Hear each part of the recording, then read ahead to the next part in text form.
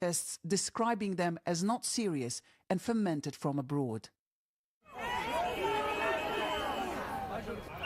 This is one of the marches congregating at Tbilisi's Hero Square. People are marching and they're holding big yellow printouts with the names of those who are currently awaiting trial and have been accused of criminal offenses, whom these people describe as political prisoners. Despite all the arrests, the well-documented police violence and the large fines, people continue their daily protest. Because by standing in the streets, they believe they're defending something that is sacred for Georgians like Tamara, their freedom and democracy.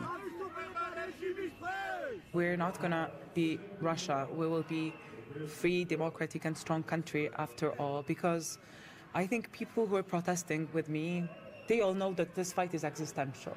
And we know that this is the only way out, like this is the only option for us to live in a free country.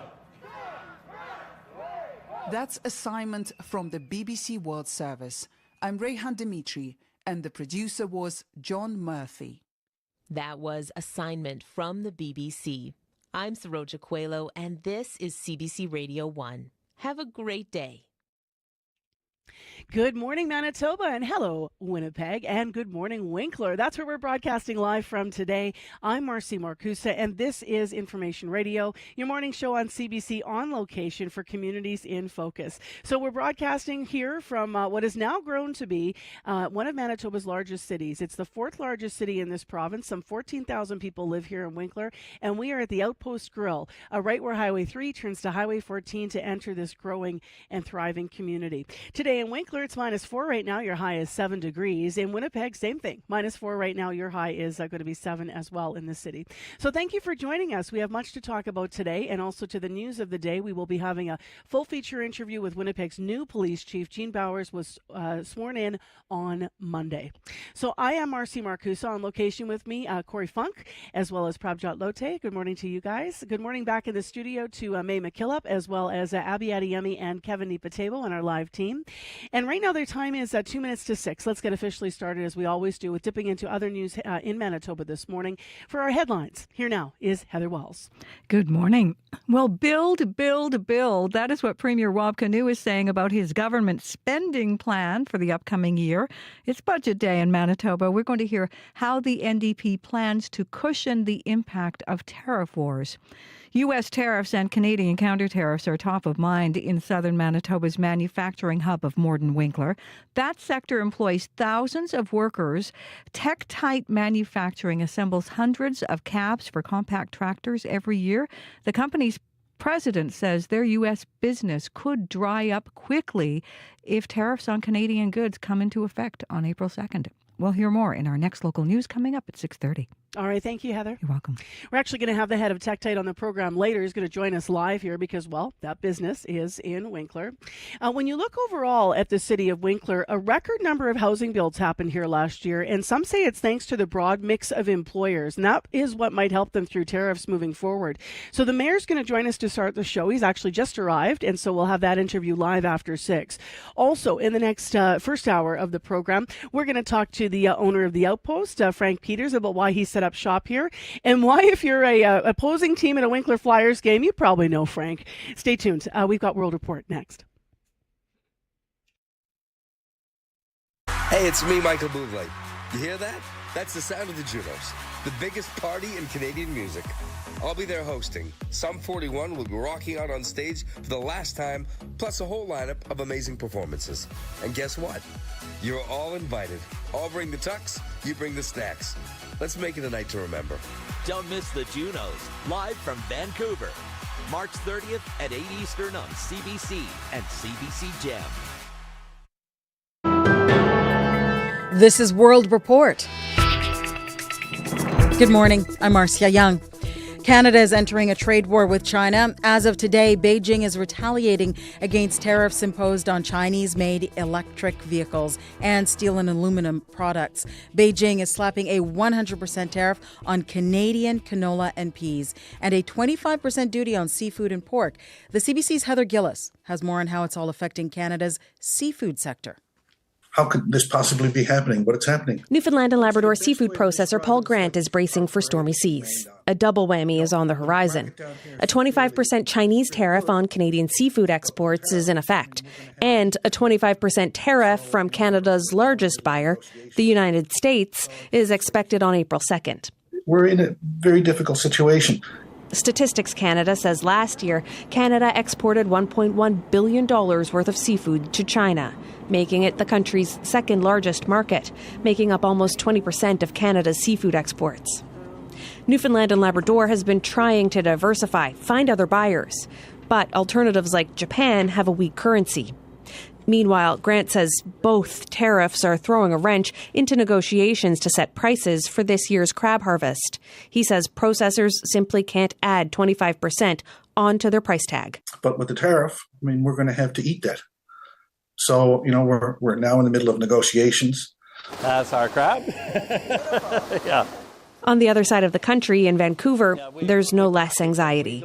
Greg Nelson, a seafood seller, says margins are too tight to absorb the tariff. I imagine with the tariffs, we won't ship any crab to China at this point. Nelson says if tariffs last, he worries it could force businesses to close. Heather Gillis, CBC News, St. John's. Beijing is telling Ottawa to stay out of its judicial matters and pushing back against Foreign Affairs Minister Melanie Joly after she condemned the execution of 4 Canadian citizens. Foreign Ministry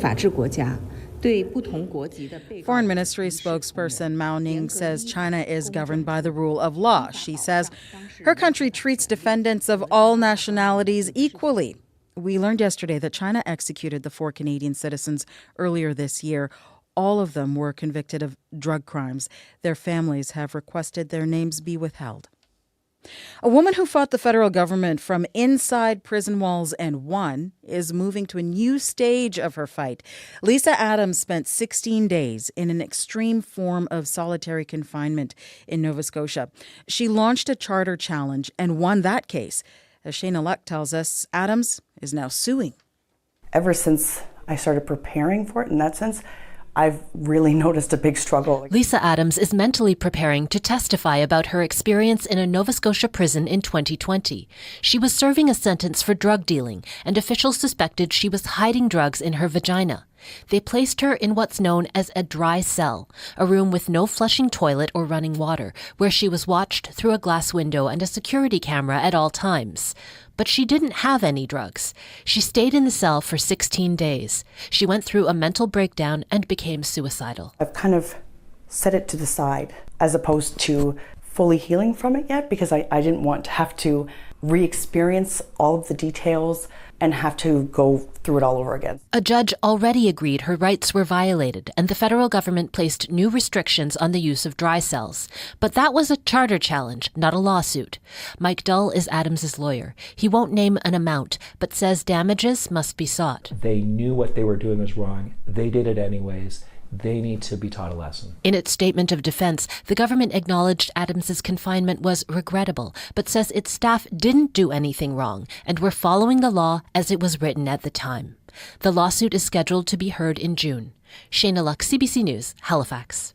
Hospitals in Gaza say at least 58 Palestinians were killed overnight. Israel launched another round of airstrikes, and its defense minister is warning the territory could be destroyed. Thousands of people in Gaza are on the move, looking for safety.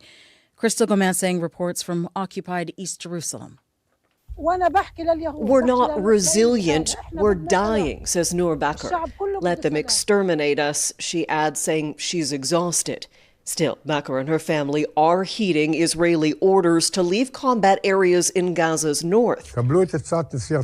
Defense Minister Israel Katz threatened complete destruction Wednesday unless all hostages are returned and Hamas is removed from Gaza. 2 days after shattering a fragile ceasefire which was still holding despite having expired, Israeli forces have resumed ground operations, retaking a north-south military divide of the Strip.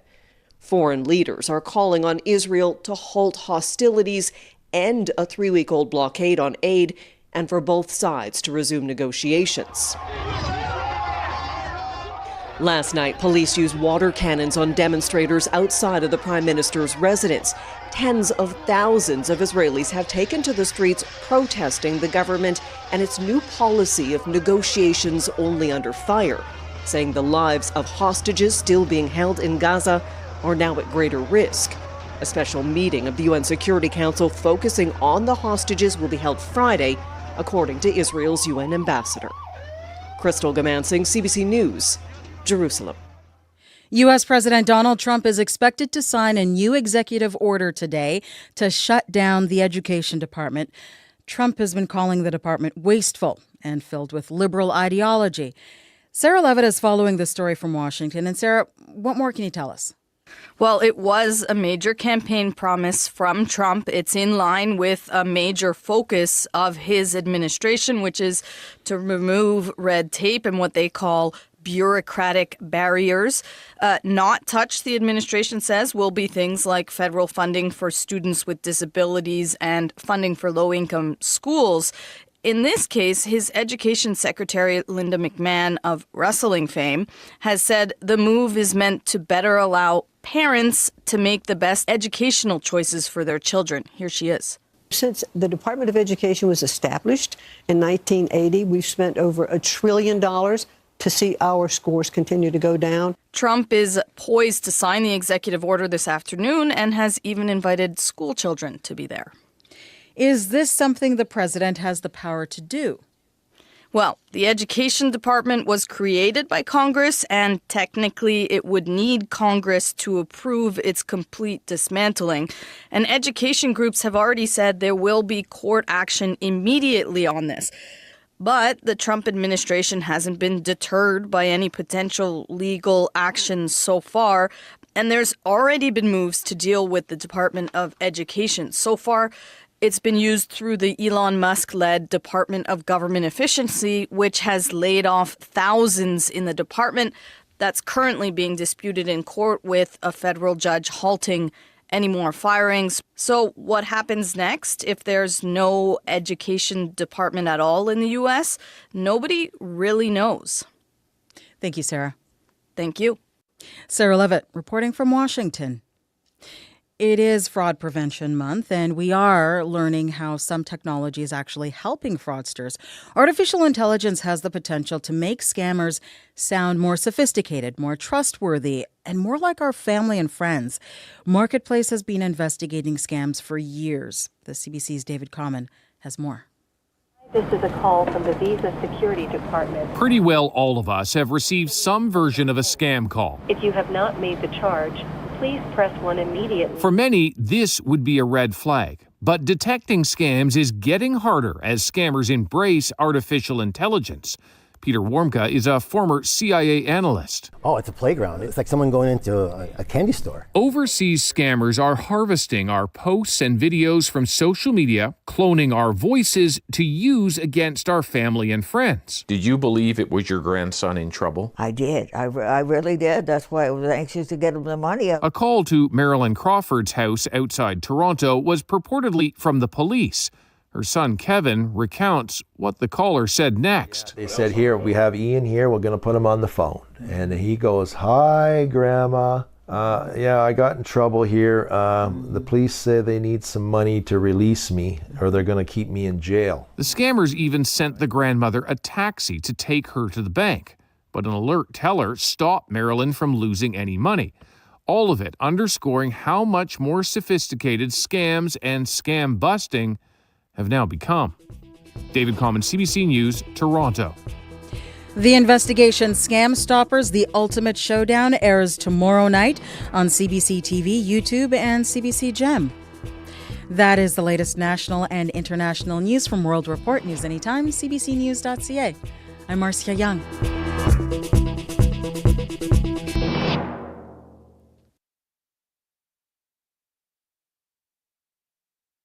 Yeah, Winkler is just such a cool, it's all about the community, honestly, like having, it's such a friendly city. I feel like the relationships and conversations you have, even just with people on the street, is super friendly and uplifting. It's this really cool little microcosm of like people and ideas that have come together And it's just an environment that loves to support local. And so then you have local entrepreneurs who just see that and are encouraged to just try something, to make mistakes and to succeed, but to know they're supported every step of the way, either way.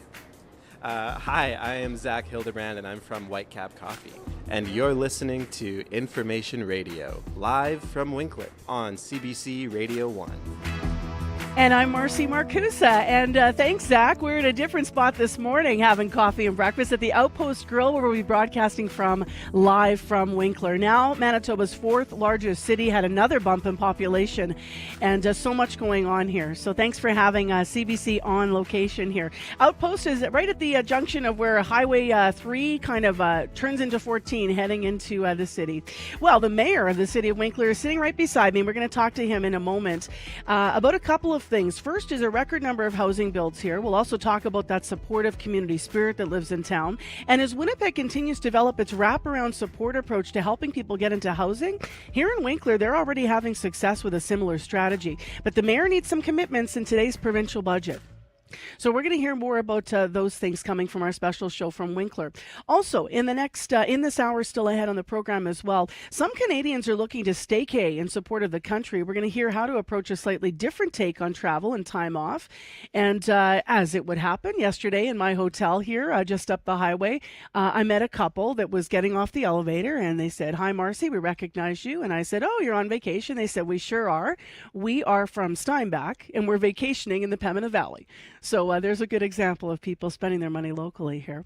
All right, let's get into what's happening in our morning headlines, and then we'll get you plugged into the weather for today, which is going to be really warm. But Heather, what do you have developing in the news? Good morning. Yes, well, the NDP government on this budget day is expected to include help for businesses and new spending to create infrastructure jobs. Premier Rob Canoe says Manitoba will cushion the impact of tariff wars by building new roads, schools, and personal care homes. Progressive Conservative leadership candidate Abhi Khan says Manitoba municipalities deserve a share of provincial sales tax revenue. The Fort White MLA made that comment at last night's final debate of the PC leadership campaign. He is running for leader against hotelier Wally Dowdrich. We'll hear what was said last night in our next local news coming up at 6:30. All right, thank you very much, Heather. You're welcome. I mentioned it's going to be warm today, like a really kind of warm today, right, Abby? Yes, Marcy. It's the first day of spring, so it should give us that sign. I've been waiting for this day, since let's just say it's since maybe 3-4 weeks now. I've been waiting for spring, and it's finally here. Across the province today, we should see a mix of sun and clouds, light winds in some areas, colder temperatures up north. For Winnipeg and surrounding areas, we're looking at -4 in Winnipeg, Winkler, Morden, all the way down to the U.S. border. -4 we're seeing. Expect a mix of sun and clouds today. A high of 7. Light winds will peak up this morning. And for the rest of the regions, we're also going to see similar conditions. But Gimli this morning is actually seeing some foggy conditions. So if you're on the highway driving into the city or heading towards that part of the province, you should be prepared to encounter some foggy conditions. But right now, -4 in the city.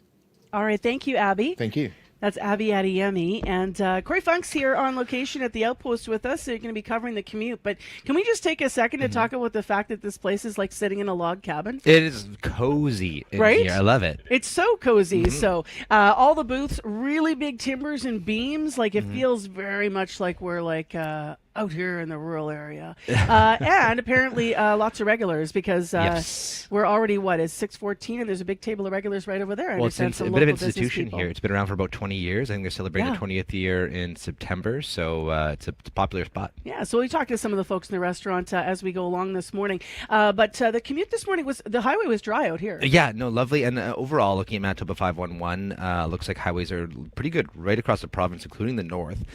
So nothing major to report yet, but if you're out there, give me a call on the CBC commuter line. Let me know what you're seeing. That number to call, 204-788-3093.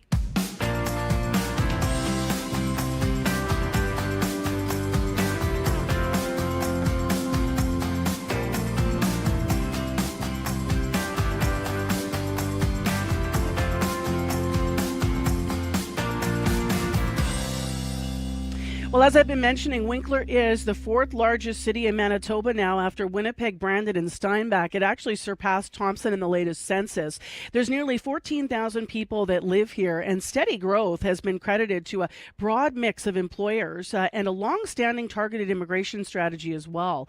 But if you have an image in your mind, if you haven't been out this way in a while, you know, an hour and a half southwest of Winnipeg into the Pembina Valley, you might still have this image of a small town, a quaint main street with local boutiques, loads of homemade breads and jams, and yes, farmer sausage, businesses like Valley Bakery and Spence Brothers Pizza. And you know what? You're right. That is still all here. But so are huge manufacturers and big business. I did a quick count. I came up with 64 of them in Winkler alone. You might know Triple E. They make RVs. They employ about 400 people. They're one of the largest still. They've been around for some 60 years. But around here now, if you haven't been out in a while, you won't recognize it. There's a Walmart. The mall's under renovation. The arena's under renovation. There's a Superstore. There's a Winners, and every strip mall in between. And it's busy with traffic and people. The mayor of the city of Winkler is Henry Siemens, and he is in the booth now with us at Outpost. Good morning. Good morning, Marcy. Thanks for having CBC in your city. Well, thank you for coming and just allowing us to share a little bit about what Winkler in southern Manitoba is all about. So how much are you growing? You had record housing starts last year? We did. We're waiting for the next census to come. We believe that even over and above that 3.5% growth we've had for the last 15-ish years, we're growing more rapidly than that right now. We can't seem to build enough housing to house everyone. Whenever we turn around and look, there's effectively 0% vacancy in our housing. We know last year we built 267 residential units. And I mean our community. Obviously, the city of Winkler itself doesn't build houses. But we have a lot of growth happening. There's a lot of jobs, and that brings people. And then they need a place to live, obviously. What do you credit your growth to? Like, who is moving here? Is it a targeted strategy, or do the jobs is the business community grow first and then the jobs follow and the growth comes? Or how do you see the trajectory of that?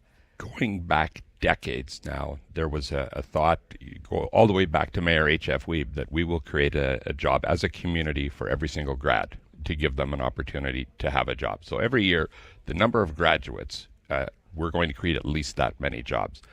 That kind of has permeated every decision that we do. So we have for many years had an industrial strategy where Winkler itself, the city of Winkler, was the industrial land developer. So we sold lots at a loss to encourage businesses to come and to grow here. Over and above that, we also have a strategy where there's an incremental tax increase. So when you build and you increase your assessment, in year one, you pay no taxes. In year two, you pay 20%, 40%, 60%. So over a 5-year period, you're finally phased into that full tax piece. Do you know what's interesting? Some businesses we spoke to on this trip here have said they chose, one of them said they chose Winkler because of the supports here. So you're talking about some of what you offer. And years ago, I was doing a story in the school, and it was actually about people, they were having trouble keeping students in school because they were finding work so quickly. Because of that targeted strategy, they were kind of going out to learn the trades. So it was just fascinating. And that is a little bit of the challenge of what we run into, is because we do have a lot of available jobs. Most recently, here in southern Manitoba, there's about 1,000 available jobs. And that's an amazing piece to have. And we know that everything starts with a job. But it's tough when you look at that many jobs and innovative, creative, aggressive businesses that want to grow and sometimes are literally hamstrung in their growth, not by lack of available markets, but by lack of available workforce. Oh, we got to talk about Budget Day here, because when it comes to housing, you have something very unique going on. You've taken over Manitoba Housing from the province. You offer wraparound services. We're starting to hear about some of the successes with similar strategies in Winnipeg, but you've been doing that here now. And you have something called the Central Station, and it kind of is a social services hub, I understand, that's also supported by business? It is. It's very much supported by business. What we have is, even in a community as blessed as Winkler is, those blessings don't flow equally, and sometimes people slide through the cracks. So Central Station is an organization that connects other service providers and steps into voids when there are voids to make sure that the services that are needed are there. And that can be creating community, that can be helping with the food cupboard, that can be helping with housing. And that's one of the biggest pieces where they touch the city of Winkler proper, is that we've looked at the Manitoba housing units in our community for many years. And under previous Mayor Harder with the CEO of Manitoba Housing, Carolyn Ryan, a discussion came around, is there a way to provide additional services? Is there a way to support people who are in social housing in ways that they may need over and above housing, whether that's mental health supports, whether that's community supports, whether that's food supports. So you've done that. We're going to learn a little bit more of that in the next hour. Yes. Actually, Corey visited a piece of this, and so we have actually going to meet some people involved. The Yes. challenge I understand that'll tie to the budget today is the people that provide the wraparound supports. You need more staff, and you need funding that's guaranteed, right? We desperately need funding toward that end. For social housing, there's no way to cash flow to make that work without supports. And we believe that when we support this community, it helps with loneliness, it helps with homelessness, it helps with mental health pieces, it helps with drug addictions.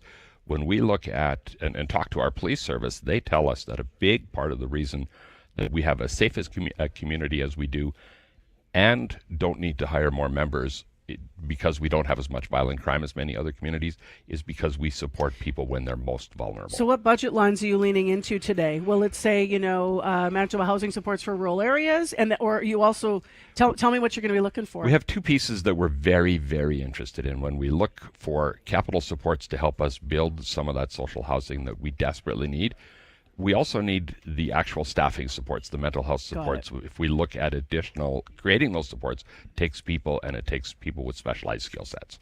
What do you need over tariff concerns? Because we're talking about all the manufacturers out this way. Obviously, everyone's sort of vibrating right now because they're not sure what's coming next. What are you hoping to hear about in the budget? And this is a tricky question out this way because every business owner says, there's a pride and autonomy out here.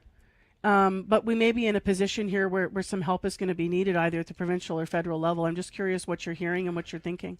I think the most important thing that we'd love to see is some certainty around the counter tariffs. We know from the tariff side of things, it's a moving target and will continue to be. So you're talking canola farmers, counter tariffs, China putting on the 100% that kicks in today? Absolutely. Okay. And I've talked to a number of producers and they have their rotations and they go, we have to put canola in because it's still the right crop, and in order for us to rotate properly, we need to do that. But even our manufacturers, if our manufacturers are going to export and they're going to receive a 25% tariff, that's hard enough. But if, in fact, your raw goods now are also going to be counter-tariffed, that makes it doubly hard. And many of the local businesses that we talk to particularly are as concerned, maybe even more concerned about the counter tariffs potentially that might be coming, because it's a double whammy. So as you said, we're just going to touch some of the things going on here in Winkler, the successes and the challenges and the budget concerns. But before you go this morning, I want to ask you what stigma do you want to bust while you're on the air about your community to Manitobans listening about Winkler? Wow, what an excellent question. I think for Southern Manitoba as a group, Winkler maybe particularly, the fact that it's not happening here, because it really is. We are not a lazy small town. It is bustling. There's lots of creativity. There's lots of innovation. There's lots of growth. People are excited about that growth. It's a good destination with a great quality of life. And when people come, they generally stay. We will obviously talk again. Henry Siemens, Mayor of Winkler, thank you so much for starting off our show. It was my pleasure to do so. Thank you. That is the Mayor of Winkler, Henry Siemens. And of course, still ahead in the program, as I mentioned, we are going to be talking to the owner of this business, the Outpost Grill. That is where we are broadcasting from live this morning at the junction of Highways 3, right where it turns into Highway 14. Time right now is 6:24 a.m. on 89.3 FM, 9:90 a.m. on the app and on YouTube. Thanks so much for being with us today. We're right around -4. We've got a high of 7 degrees. That's actually for the city of Winkler and also for the city of Winnipeg today. Abby was mentioning it's the first day of spring today, and so you might actually be thinking about cleaning. But we actually have a professional organizer on the show next to talk about how not to procrastinate and also maybe what you might look forward to. Kathleen Murphy, good morning to you. Not sure if our next guest is with us. Kathleen Murphy, can you hear me? Yes, I can. Can you hear me? I can. So I was mentioning you're gonna be here to help us look forward to cleaning. I think that's a hard sell. What do you like about cleaning? What I like is the after effect. I also like the fact that I'm reviewing, speaking of myself, I like reviewing what I have, my possessions. What do I want? What I don't want? I pay a certain amount per month, and I'm getting my value for my money by having my house the way I want it. Where do you think is the messiest place in people's houses? Oftentimes it's the dining room table, if that's where a family gathers, if that's where the kids do their homework, if that's where you set up your laptop. And it's a big surface, so it's easy to just put things down there when every other surface is full. If your house is sort of upside down and you got a basement full of clutter and you don't know where to begin, often people say begin with one drawer, but then I find that I clean one drawer and I move on. Like, what's your advice for kind of really chewing through something significantly? Well, actually, drawers are a good idea. I would start with the kitchen drawer, and a lot of times when you see your stuff in another place, for example, take out that junk drawer, put it on the dining room table, take the stuff out, and it's like, oh my goodness, I didn't know I had 3 potato mashers. I didn't know, oh yeah, the broken can opener. You're able to see what you have and then have a boxer bag to discard it or to donate it, and wipe out that drawer and put it back in. And schedule the time. Say you're going to spend 2 hours, maximum 3 hours, and you're going to tidy up after and put it away. That way you're not leaving a worse mess than when you started. How do you define spring cleaning in terms of its significance, Kathleen? Well, I think it's really significant because you're opening the windows, you're changing the season, it's a fresh time. And so it really is a time for cleaning and taking out what was from the winter. It's a great time to declutter. What winter coats do you have that you don't like, that don't fit, that are too tired to wear next year? Get a garbage bag, put them away, donate them, discard them. It's a great opportunity to declutter, clearing space, and cleaning after. All right. Well, thanks for kicking us off here on this first day of spring. Good luck with your cleaning. I know I've got plenty of my own to do. Okay, all the best. Thanks. You take care. That's Kathleen Murphy. She is a professional organizer. A shoe retailer who's putting his best foot forward all over the world. We are selling happiness. A global symbol of quality forged in a New Brunswick village. And a giant of a man revered by generations of Canadians. Look up, way up. Celebrating Canadian brands on Under the Influence with Terry O'Reilly. Thursday morning at 11:30, 3:30 p.m. in Newfoundland. And on demand on CBC Listen. 6:28 a.m. is the time right now. I'm Marcy Marcusa. We're live in Winkler, Manitoba this morning. Thank you so much for joining us. This is Communities in Focus. We've been out in the Pembina Valley for the whole week. We're in Morden on Tuesday broadcasting. Later today, I'm going to be heading out actually back to a local high school to be talking about journalism and giving them a bit of a session and a class on that. I'm looking forward to that. Also, still ahead in the program, if you're a fan of hockey, and a lot of MJHL folks know this, the playoffs start tomorrow. And Winkler here, after a slow start, actually went to the top of the leaderboard. So they're hoping to get it done again. They won the Turnbull Cup last year, so could they repeat?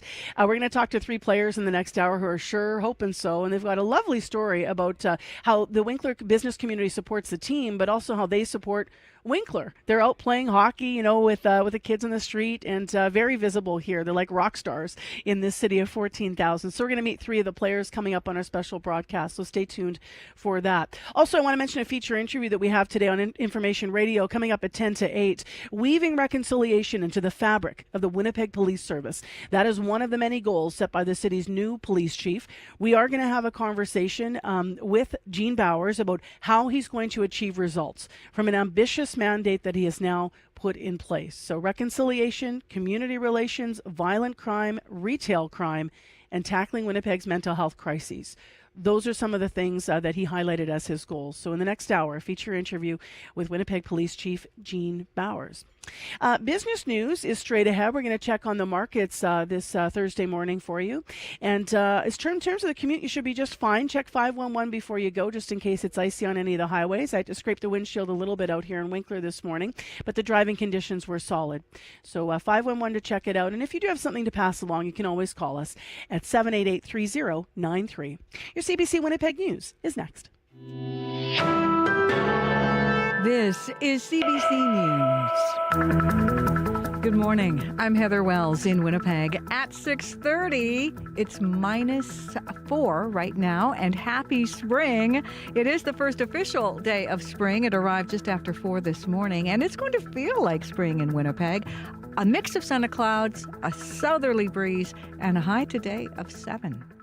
We begin this morning with some breaking news. Two sources have confirmed to CBC this morning Mark Carney intends to dissolve Parliament and call an election on Sunday, March 23rd. So this Sunday, the Prime Minister will call the election. As for Election Day, CBC sources are talking about April 28th or May 5th. A final decision on that, we are told, has not yet been made. So we'll be hearing more on that story as it develops. Here in Manitoba, it is Budget Day. And this province's next budget promises to build, build, build. That is what Premier Rob Canoe is saying about his government spending plan for the upcoming year. CBC's Ian Fraze now sharing what we know about the budget being released today. This week, Premier Rob Canoe says there's one tried and true way to protect jobs: by building. Canoe says Manitoba will cushion the impact of the tariff wars by building new roads, schools, and personal care homes. Later today, the government will say more when it unveils its next spending plan. The budget will present two scenarios: a regular budget and a contingency where the tariffs persist.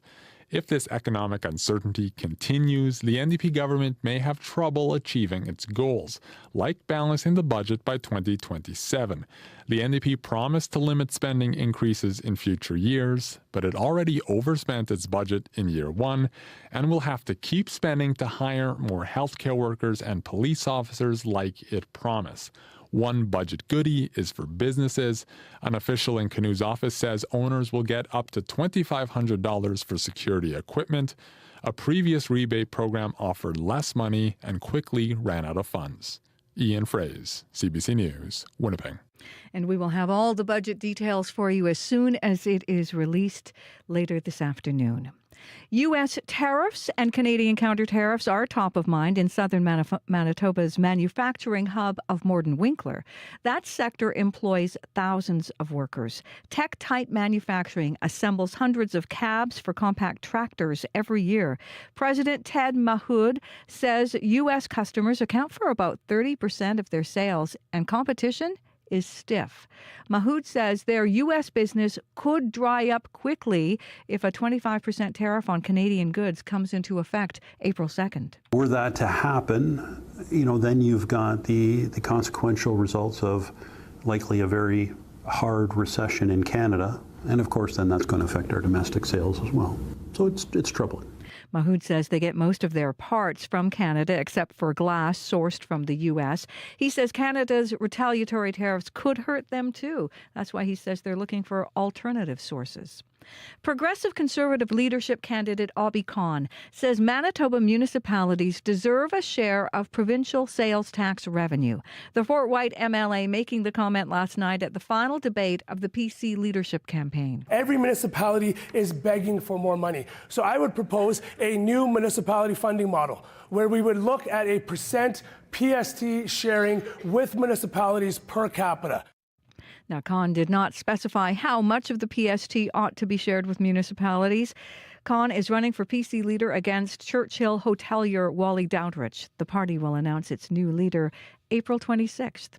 A Manitoba outerwear manufacturer who is owed thousands of dollars by the Bay worries about the future of her business. Sandy Waterfield is the general manager and part owner of Klondike Sterling Glove Corp.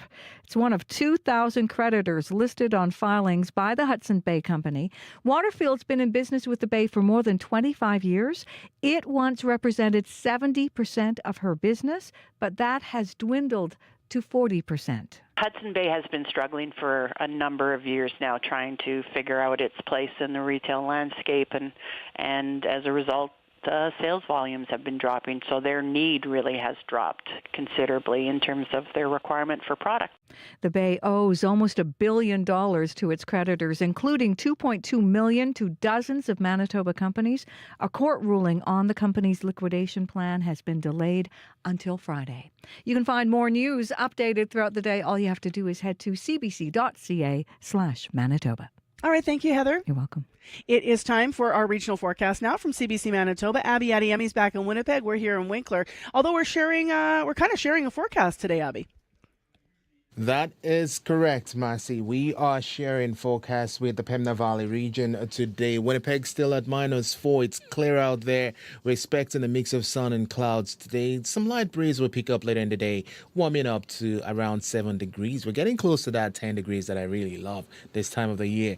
Brandon is at -12. The misty conditions we're seeing there. Snow is likely to come to that part of the province today, but for now we have cloudy conditions that will be warming up to a high of 2 degrees. In the Parkland region, we're looking at temperatures around -3 in Dauphin. Expect a mix of sun and clouds also for today.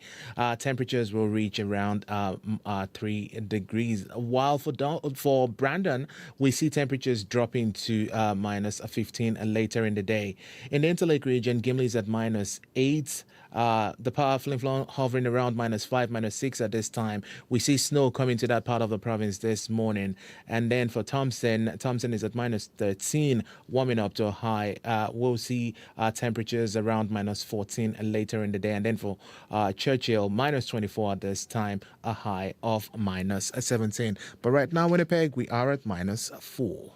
All right, thanks, Abby. Hey, listen, Abby, did you have to scrape your windshield in Winnipeg this morning? I had to do the defrosting thing. I just left the engine running for some 7 minutes before getting into the car. Yeah. Okay, similar conditions out here. And as far as the drive, Corey, what's up? Yeah, in terms of the drive, it's actually been pretty quiet out there. Haven't heard of any major issues on the highway or anything like that, or in Winnipeg. But you can always give us a call on the computer line if you see anything, 204-788-3093. Now, before we turn to business news here on CBC for a moment, let's just get to some Facebook responses. Here's what I asked on Facebook, like a million questions. It's like Journalism 101. You're supposed to ask one question, but I broke that rule for social media. So here's what I asked. Do you live in Winkler? Why? Do you visit Winkler? Why? Do you do business with Winkler? Why? And so we have a number of different responses just reflecting on the community where we're, where we're sitting this morning. Yeah, we got a response from Sherry Pearson. She lives about 15 minutes north of Winkler, often comes in to get groceries, eat out, shop, home improvement, like for everything that she needs. She says it's really changed over the years to become a true multicultural community, and really thankful for the Boundary Trails Health Center between Winkler and Morden, and just says it's overall a great place and a really affordable place to live. So if you want to weigh in on any of those questions, you can do so on our Facebook page, or better yet, we'd love to hear your voices. So give us a call, 204-788-3205. And we're going to hear more about Winkler in this half hour as we talk to a man who calls it a good, growing, hardworking community. And as I mentioned, if you're in the penalty box at a Winkler Flyers game, you're going to get to know him as well. And we're going to hear why after our business news. Neil Kumar is here now with our business report. Good morning, Neil. Good morning. So there's a lot of moving parts to this story, so we're going to let people really lean in to understand it. But there's a judge who, at least for now, has delayed the ruling on Hudson's Bay's liquidation plans. And he's open, actually, to even more movement. So what can you tell us about what's going on right now with the Bay?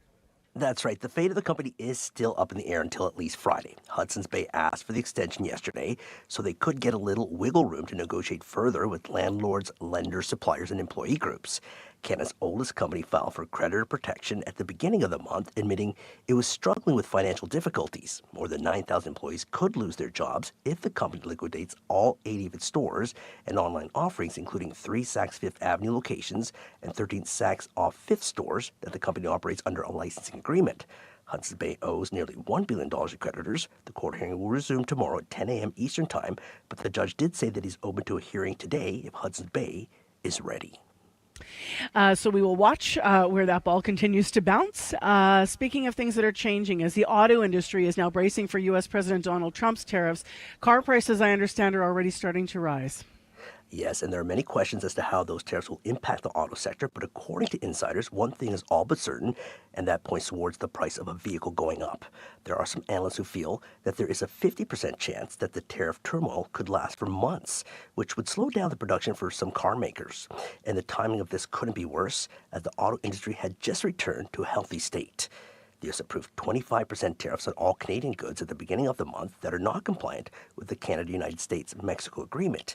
It is possible that it could affect some auto parts manufactured here, but most vehicles are believed to be compliant. And finally, Quebec has made a significant move that's going to help restaurants all across that province. What are they doing? That's correct, as Quebec's government says it will now allow restaurants to charge customers who make reservations but don't show up or cancel ahead of time. This is a change that the restaurant industry is relieved to receive, as no-shows cost the average eatery close to $50,000 a year, and in some cases $100,000 on an annual basis. According to the Justice Minister, who is responsible for consumer protection, the number of no-show reservations has greatly increased in recent years. The regulation is set to begin on July 17th, and that's when restaurants will be able to charge up to $10 per person for no-shows, but only if the reservation is for 5 people or more. And what's going on in the markets, Neil? So in Europe, markets fell due to global economic uncertainty. Germany, UK, and France are all down. In Asia, markets are trading mixed. Japan, Shanghai, and Hong Kong are all down. Oil is up 3 cents to $67.19 US per barrel. Gold is down 70 cents to $3,040 US per ounce. And the Canadian dollar is down 0.02 cents to 69.6 cents US. Oh, that Canadian dollar. All right. Thank you very much, Neil. You're very welcome. With Business News on CBC, that's Neil Kumar.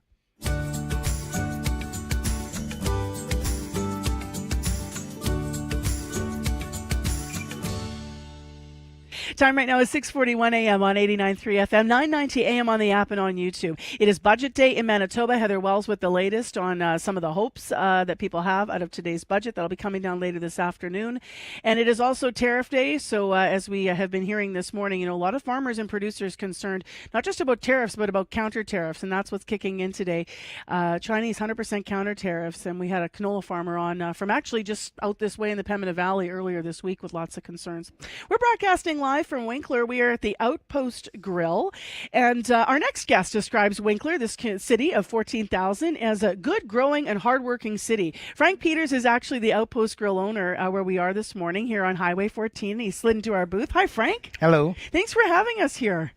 Yeah, thanks for coming. So this business has been here for, I think, is it 17 or 20 years? Well, we've been here about 14 and a half years, and there was 2 previous people that ran it before that, so it's been here for about 20 years now. Yeah. Has it always looked like a log cabin? I mean, I love this. Look at the little factory type lights hanging over and all the little string lights in between. You've almost got that looks like an outdoor what do you call it? A pergola in the middle of the restaurant. Yeah, it's always been pretty much like this. A few years back, we decluttered a little bit, removed some of the people that own the antiques came and picked them up, and we painted the walls and cleaned them up and hung a little bit different artwork. But it's always been that kind of country cabin-y feel. Yeah, it's really nice in here.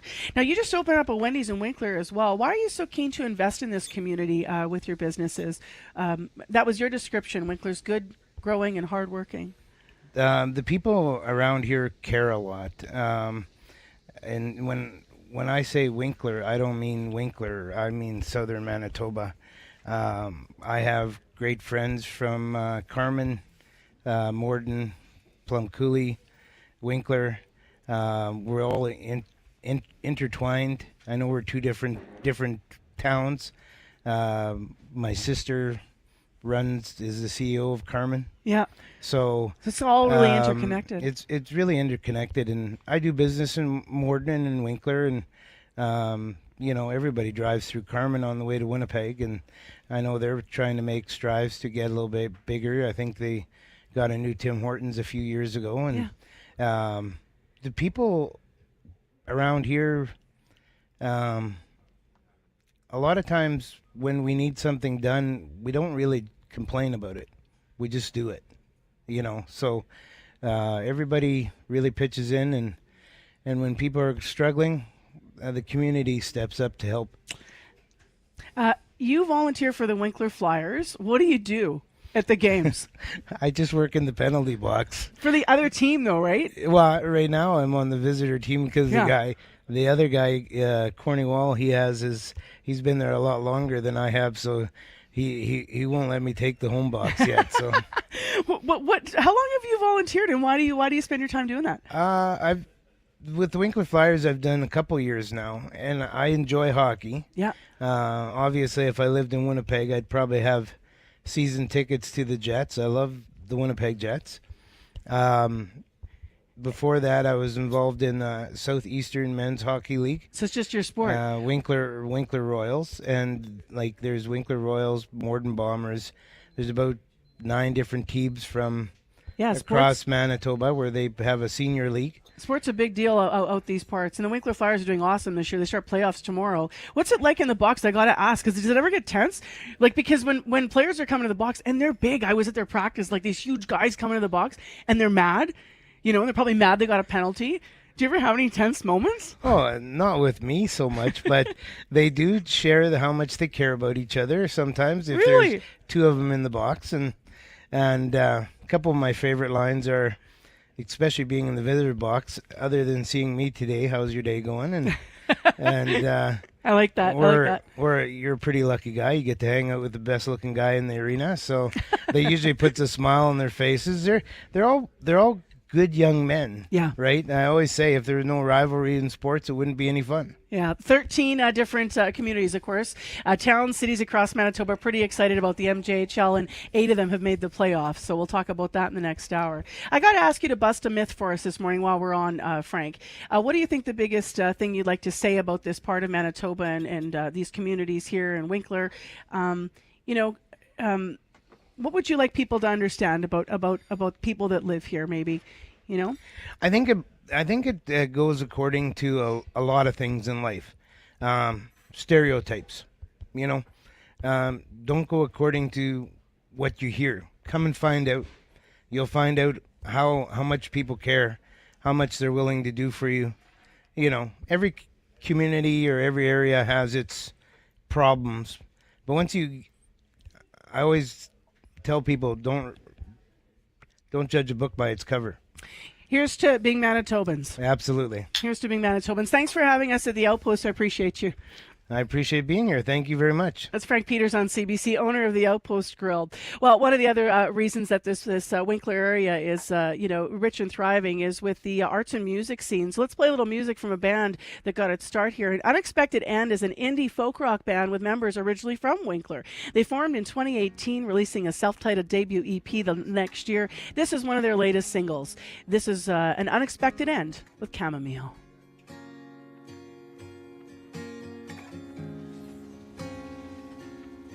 So I woke, donned my hat and my coat. I stepped out in the cold morning air.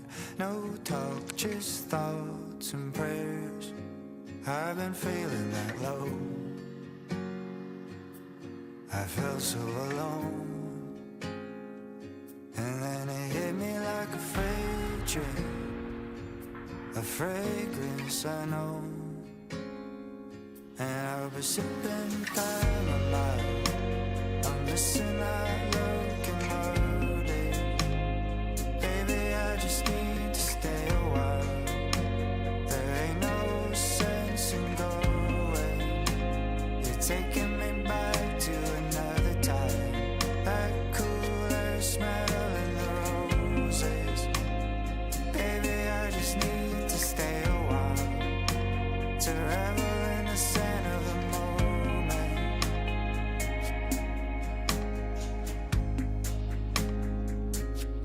So I woke, donned my head in my coat. I stepped out in the cold morning air. No talk, just thoughts and prayers. I've been feeling that low. I felt so alone, and then it hit me like a freight train, a fragrance I know, and I'll be sipping chamomile. I'm missing that locomotive. Baby, I just need to stay a while. There ain't no sense in going. You're taking me back to another time. That cooler smell in the roses. Oh, baby, I just need to stay a while to revel in the scent of the moment. Baby, don't forget the roses. Baby, don't forget the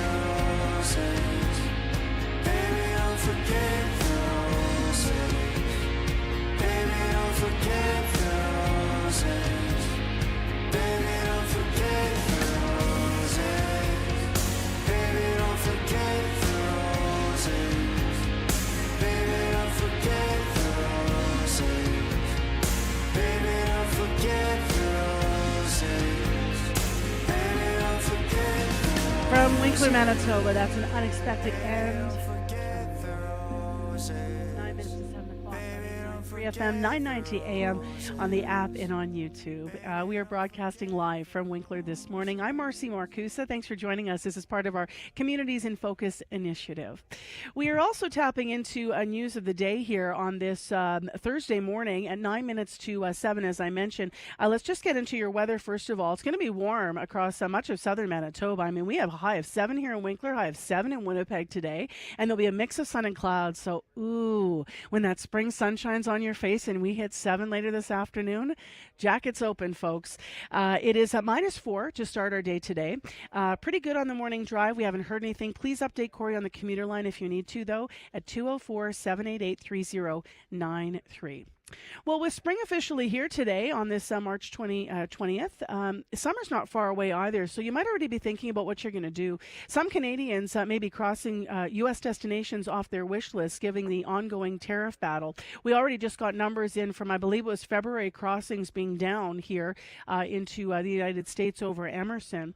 Now, given the surge of interest in supporting domestic businesses, it is possible staycations could become popular. So to talk about them, Louise Peterson's with us, Executive Director of the Outdoor Recreation Council, BC. Good morning. Good morning. It's interesting. We just actually were talking to some folks here that were vacationing. They were in Morden, actually, saying we come here to vacation. They live in Manitoba, but they stay actually in our province to check things out. Some people might think that it might be boring, you know, to not just stay in your own province, but to stay in Canada, not as exciting as a trip abroad. How do you address that with people to sort of shift how they think about travel? Yeah, I mean, I think we saw that during COVID too. You know, we were like, we had to kind of stay local, and a lot of us kind of became really surprised with just like what we found in our own, and really literally in our own backyards. You know, that's a lot. I mean, we are so lucky, you know, to kind of live in one of the most diverse and most beautiful countries in the world. Like, I mean, people come here from all over the world, you know, to see what Canada has to offer, and Manitoba is certainly no exception. I think, you know, it's like a little, you know, we've been so used to kind of, you know, heading south and heading away, but you know, there's a lot of great resources if for people that are interested in kind of staying local or staying within province, like websites, tourism websites, or even just like asking friends and family for you know, good advice, because like there's a good the odds are high, you know, that they have been to, you know, places that will end up becoming like real gems for us moving forward. What are the benefits of a staycation in Canada versus going abroad that people might not realize?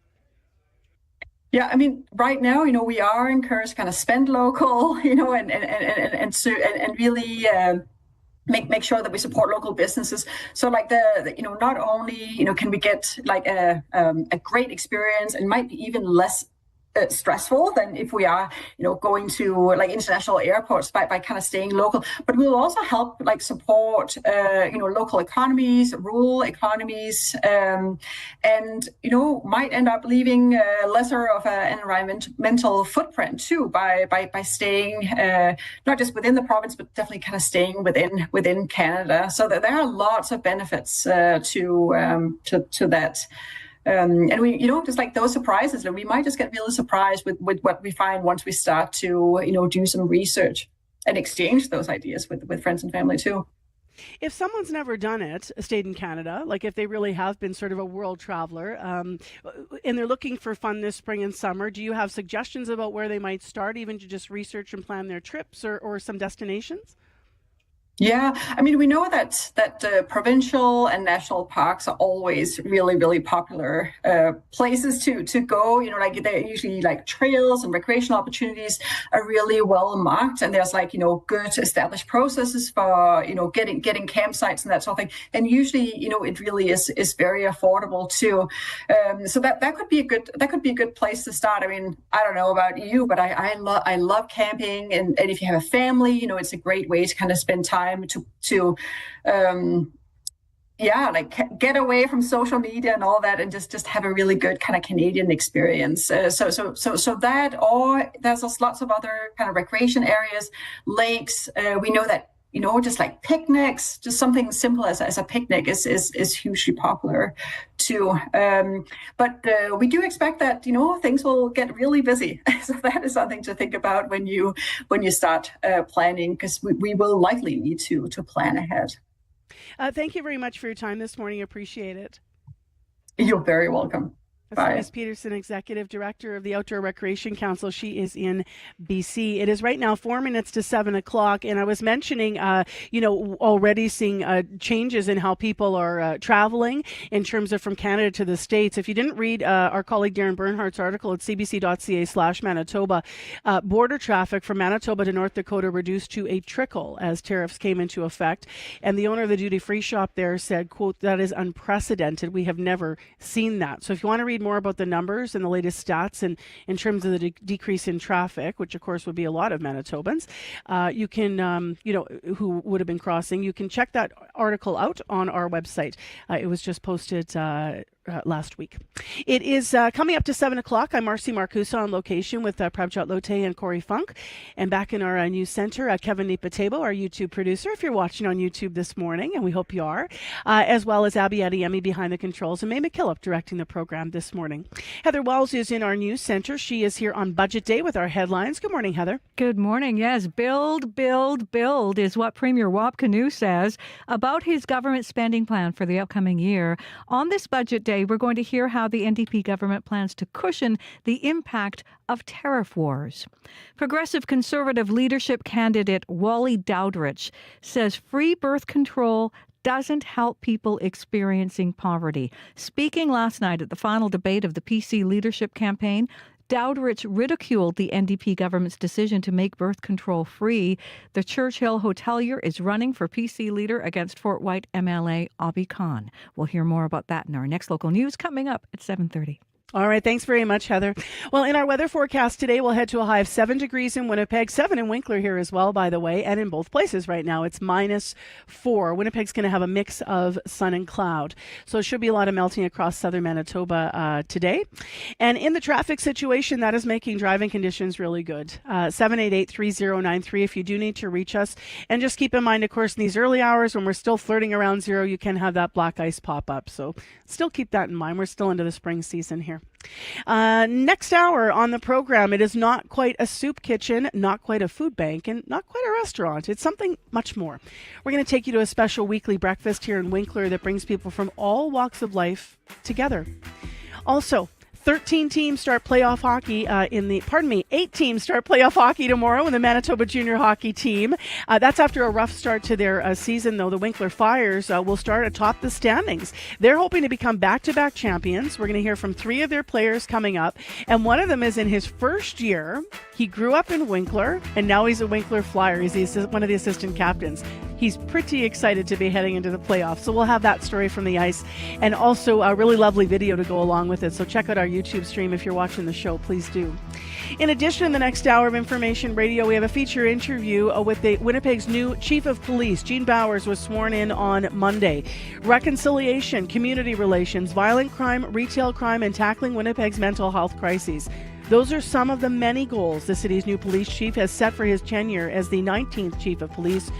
We'll ask him how he's going to achieve this and how he's going to stay accountable to Winnipeggers. So that is coming up at 10 to 8. I'm Marcy Marcusa on location for Communities in Focus in Winkler. You're with CBC 89.3 FM, 990 AM. World Report is next.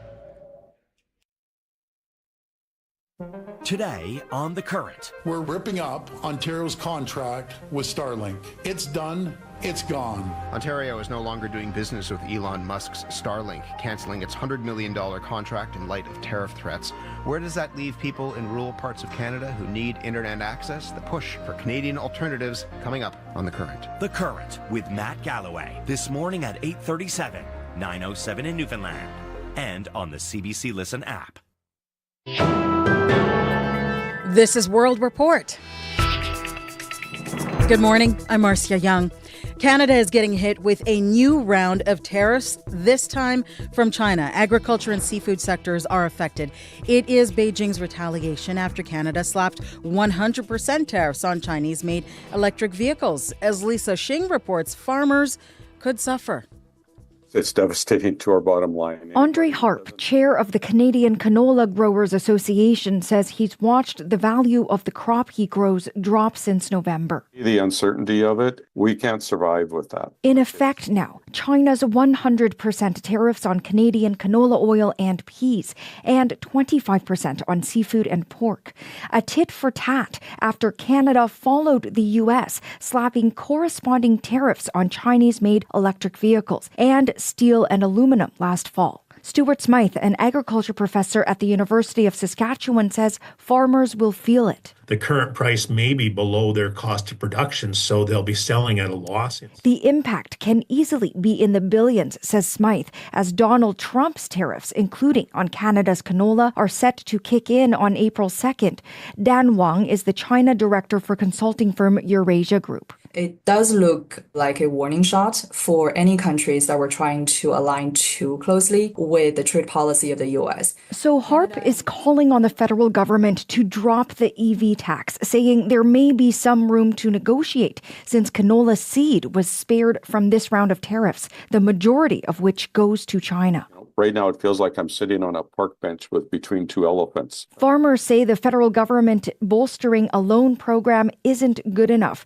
It hasn't responded to CBC News about whether it would consider taking off the EV tariff. Lisa Shing, CBC News, Toronto. Beijing is also pushing back against Canadian criticism of its judicial system. Foreign Affairs Minister Melanie Joly has confirmed 4 Canadians were executed in China earlier this year on drug-related charges, and she's condemning the executions. Yenna Li has more reaction from China. China insists everyone is equal before the law and that the evidence in the death penalty cases involving the 4 Canadians was solid. Foreign Ministry spokesperson Mao Ning says combating drug-related offences is everyone's responsibility, and Canada should stop interfering in China's judicial sovereignty.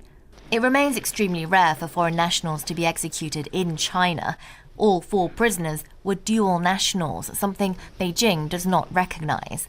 The families have requested their identities be withheld. Canada's Foreign Affairs Minister Melanie Joly described the killings as inconsistent with basic human dignity.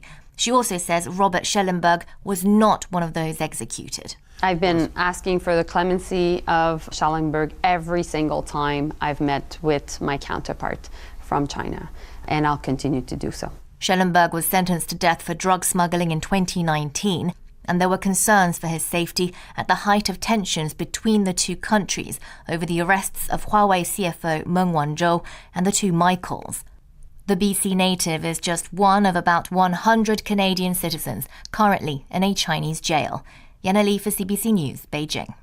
CBC News has confirmed Prime Minister Mark Carney intends to dissolve Parliament and call an election this Sunday. It's not yet known what day Canadians will go to the polls. Federal investigators are expected to release initial findings on last month's plane crash in Toronto. Delta Flight 4819 flipped upside down while landing at Pearson Airport.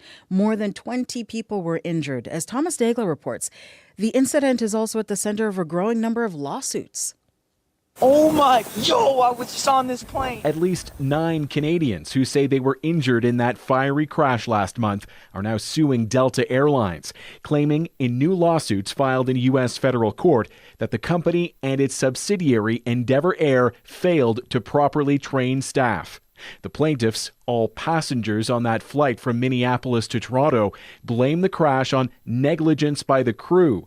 It's the latest in a series of lawsuits filed in the case, including one by attorney Noman Hussain on behalf of his client from Texas. He has a severe concussion. His neck, his back, his shoulder, his knee. The whole side of his body is severely injured. Today, Canada's Transportation Safety Board says it's not yet pointing to a cause, but releasing facts gathered so far.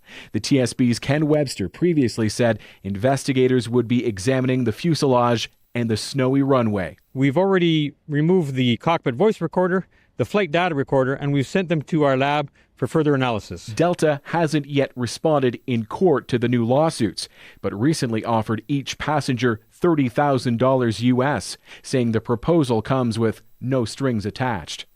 Thomas Daigle, CBC News, Toronto.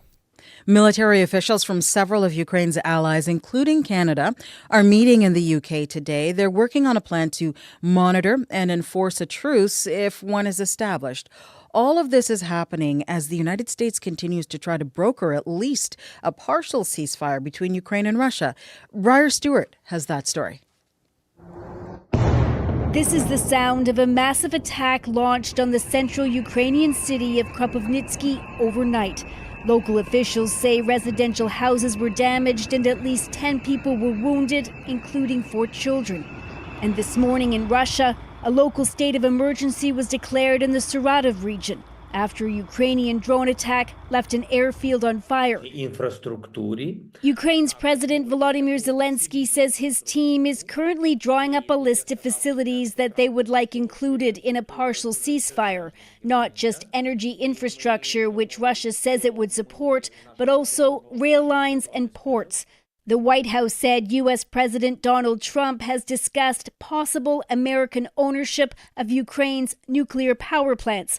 But Zelensky said they only talked about the Zaporizhzhia facility, which Russia has occupied since the early days of the war. And they are very limited in their option what to do next. Alexander Horachenko is a Kyiv-based energy expert. He says even if Ukraine regained control of the power plant tomorrow, it could take years for it to be up and running again. We will need from 6 months to 1 year to start even one reactor because of very deep level of degradation. Another round of talks between U.S. and Russian officials are scheduled to take place this weekend in Saudi Arabia, and a Ukrainian delegation is expected to head there for negotiations as well in the coming days. Briar Stewart, CBC News, London. Educational opportunity is not government waste. It's something that is very central to what makes America great. That is Jack Stanton, a school principal in Michigan. He is speaking in anticipation of an executive order U.S. President Donald Trump is expected to sign today. It aims to dismantle the U.S. Education Department. That was one of Trump's campaign promises. Opponents say the move is unconstitutional. The U.S. president cannot close the agency without congressional legislation. Tariff-fueled economic anxiety is pushing some Canadians to look for safe investments. More people are choosing gold, as Arthur White-Crummy tells us. Dealers say demand from small-scale investors is reaching pandemic-era levels. 10-gram gold bars here, and then we have 5-gram gold bars and 1-gram gold coins. These are all Canada Gold did brisk business during the pandemic, selling bullion from storefronts across the country. The COVID-19 shutdowns caused stock markets to tank, and Canadians gobbled up gold as a safe haven. Now, Donald Trump's tariffs are driving a new wave of economic anxiety, and CEO Tyler Whitmore says Canadians are coming back for more. We typically place one major order per month for gold bars and coins from our distributors, primarily the Royal Canadian Mint.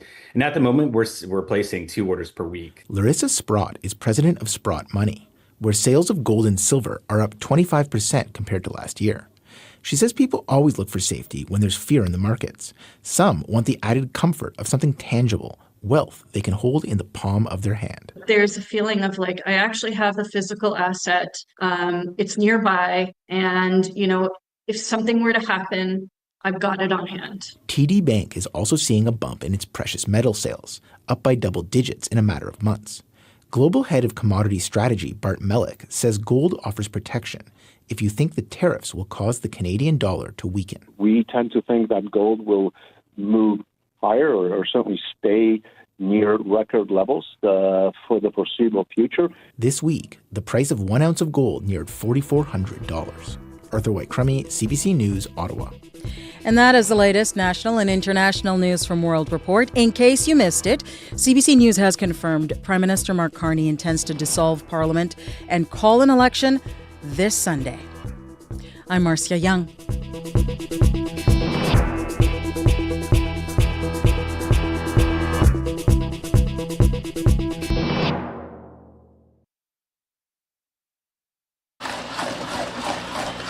So what we're looking at right now, it's essentially like a very just kind of empty brick cement room. Tell me what this is. What's this going to be? Yes, this is the home for the Winkler or future Winkler archives. So up until now, We had to refuse some of the documents that people wanted to give to us because we just didn't have the facility to store them properly. And so now we will have that. We'll have state-of-the-art storage for any historical documents. So we're really excited about that. This used to be a water treatment plant. That's right. We're repurposing this building. And on the front half of this building is the Winkler Arts and Culture. And we're going to be in the back half of it with the Winkler Museum and also the Winkler Archives. So I think having 3 venues under one roof will make it a very attractive venue for anybody that comes to Winkler. Good morning, I'm Brian Dick. I'm with the Winkler Heritage Society and I'm their local treasurer. And you're listening to Information Radio, live from Winkler on CBC Radio 1. And thank you, Winkler, for having us here this morning. I'm Marcy Marcusa. We are live at the Outpost Grill right now with Information Radio, your morning show. This is just on Highway 3 where it becomes Highway 14 at the edge of town. And a lot of people are already in and out having breakfast and coffee. Well, that's not the only thing under renovation here. So is there a local arena. And that means that when playoffs start for the Winkler Flyers tomorrow, like the arena they're playing in right now has like 700 seating. Normally their arena has 2,000. So it's just going to be people coming out of the rafters tomorrow when the Winkler Flyers hit the ice. We're going to hear from 3 of the members of the team about what this community means for them and why hockey is a big, important part of the community. Also, this hour on the show, we'll hear more about how people in Winkler take care of each other and the spirit of cooperation and volunteerism that lives here as well. This is CBC. In addition, I want to mention that this hour to other news, we will be having a feature interview at 10 to 8 this morning, and it is with Gene Bowers. You likely know now that is the name of Winnipeg's new chief of police. He was sworn in on Monday. He has quite a list in front of him. One of the things on the list, he says, is weaving reconciliation into the fabric of the Winnipeg Police Service, one of the goals he has set out. We're going to find out exactly what he means by that and how he's going to achieve results from an ambitious mandate now that he has spoken about that mandate, and how is he going to implement that moving forward. So Gene Bowers live on CBC coming up just before 8. Right now, Heather Wells has other headlines, and it's budget day, Heather. It certainly is. And the NDP government is expected to include help for businesses and new spending to create infrastructure jobs. Premier Wab Kinew says Manitoba is going to cushion the impact of tariff wars by building new roads, schools, and personal care homes. So we'll hear more on that coming up as well. U.S. tariffs and Canadian counter tariffs are top of the mind in southern Manitoba's manufacturing hub of Morden Winkler. Tektite Manufacturing assembles hundreds of cabs for compact tractors every year. That company's president says their U.S. business could dry up quickly if the tariff on Canadian goods comes into effect on April 2nd. We'll hear more in our next local news coming up at 7:30. All right. Thank you, Heather. You're welcome. With our weather forecast now, here's Abby Adiyemi. First day of spring, Marcy, and the province is going to be seeing a mix of sun and clouds today. Temperatures ranging from chilly in the north to mild south and conditions. Winnipeg at this time -4, clear so far. Today brings a mix of sun and clouds, warming up to 7 degrees. Some light breeze will keep things fresh this morning, and then we'll see some clouds roll in later tonight. We do have that small chance of flurries in the forecast this evening and even into after midnight. Across the regions, a mix of sun and clouds, breezy conditions. The north is seeing some light snow at this time with the wind chill feeling in the range of -30s. For tomorrow, lots of sunshine in the forecast. Right now, Winnipeg, we are at -4, warming to 7. All right. Thanks, Abby. Thank you. Corey Funk's on location with me here in this log cavity type restaurant in the booth here. Yes, it's a vibe. I love it. Looking out the window, I mean, what a beautiful start to the day. Really looks like spring. How's the drive? So far, I haven't heard any major issues on the highways. Things are looking good on Manitoba 511. In Winnipeg, here in Winkler, haven't heard of any major issues yet. But if you see anything going on, give me a call on the CBC commuter line. That number, 204-788-3093.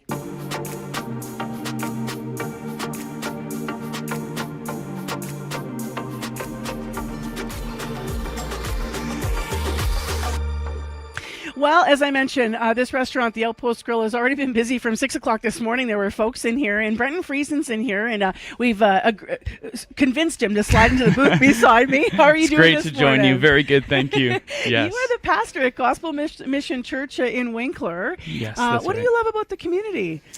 Yeah, I've grown up here, and I can just say, the community is just filled with lovely, generous people. And as a pastor, too, I get to see that firsthand when there's needs in the community. It's usually not a shortage of people saying, I want to help and I want to give. And there's lots of love here. What's the role of faith in Winkler? Yeah, so it's always played a very prominent role, obviously with the Mennonite people as well. But I think, you'll find a lot of churches here. And I think, and for me personally, being a Christian and follower of Jesus, I think our goal is to love like him and love others as ourselves. So hopefully we don't just talk about that, but you see it in practice. How do you deal with conversations in times of stress? Like right now with extreme times of stress right now. For sure. Tariffs, counter tariffs. I mean, obviously in the last number of years we had health crisis, pandemic. But I mean, right now, like people are talking about like job losses and challenges. Oh, yeah. How do you navigate that? Man, and I think the world is filled with things, and we see that come up all the time. There's always people dealing with stuff, and so I think I find comfort in that we have a God that transcends this world, and a peace and love and joy that transcends this world, and so really getting people to rally around that. Rejoicing with each other, but also sharing each other's burdens as well as part of the Christian faith that I find so important and real. So coming together as a community, sharing our struggles, supporting each other, and bringing it ultimately all to God to carry. Pastors, priests, imams, people in Winnipeg might be envious because we have done stories about how, getting bums and seats, so to speak, on Sunday or whatever the day of worship might be can be a challenge. Is it a challenge here ever? Or you have a busy congregation when you're preaching? Yeah, usually we're fairly busy. Yeah, we're in a building that's about 7 years old, and we're pretty much chocked full. So how many people? On a Sunday morning, lately it's been close to like 1,400 or something like that. So it would be one of the larger churches. Yeah, that's why I asked you, because for perspective, people might not realize the numbers of people when you say faith plays a big role here. Yeah. Plays a big role here. It does. Yeah, absolutely. Part of a lot of people's lives. Thank you so much for being on CBC with us, Brenton. I know you're off to other places, and we grabbed you after your coffee, so we appreciate it. Hey. Thanks for having me. Well, Brenton Friesen with us, pastor of the Gospel Mission Clinic here, church here in Winkler. The first thing he said when I asked him about this area was using the word generosity. And our first story this half hour actually is a really good example of that generosity and how people in Winkler take care of each other. You're hearing a lot around this city of 14,000. There's an organization called Central Station here in the city. It perhaps best represents that value. It's funded almost entirely by private donations, in fact, from individuals and businesses. They literally pay the rent and partners with a lot of local organizations to offer different social services to the community as part of the wraparound support model. Corey Funk did go there to Central Services to see sort of one of the things that they do in action. So what was going on in the morning you went, Corey? Yeah, so it's called their Wednesday breakfast and food cupboard. But, you shouldn't picture it as your average, food bank or soup kitchen kind of setup. So picture this, Marcy. You walk in and you're actually greeted by a host who's a volunteer. They're sitting behind kind of one of those fancy sort of pulpit desk things like you see in a restaurant. They say hi, they take your name, and you can head to the dining area for some breakfast before you pick up some free groceries.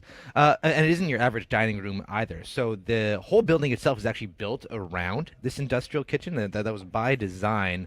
Right when you walk into the building, it's open, you can see it. It's full of volunteers preparing fresh food donated by the community. They feed about 150 families every Wednesday, and I'm talking quality food too. So one woman was baking fresh bread.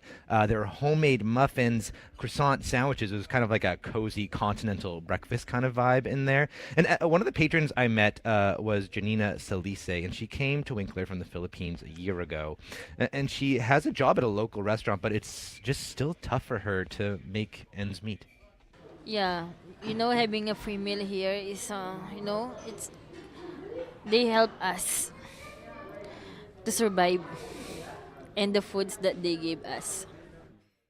And so, but what's interesting about this Wednesday breakfast, Mars, is that it's not just necessarily for people in Janina's situation.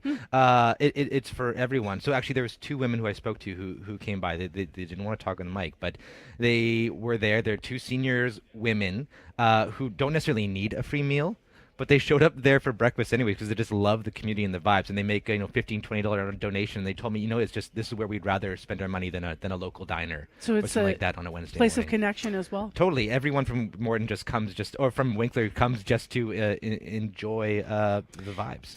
You also sort of made an observation that there's a special thing about volunteering going on out here. There is. If you talk to anyone for long enough, you'll learn that they have their own special volunteer side hustle here. I mean, like Frank, who owns I like this that place. term of volunteer side hustle. Like Frank, who owns this place that we're at right now, volunteers Outpost, yep. in the sin bin at the Flyers games, right, with the penalty visitors. box, yeah, AKA for the visitors there. So we just interviewed a pastor. You got to clarify what the sin bin is. Yeah, that's right, I guess. It's just a huge part of the culture here in Winkler Morton and just southern Manitoba in general. So one of the volunteers I spoke with, her name's Ellie Funk, no relation. Her prowess in the kitchen has actually earned her a pretty special nickname. They have given me the title of the Queen of Crepes. I have made up to 200 a day. Really? Yes.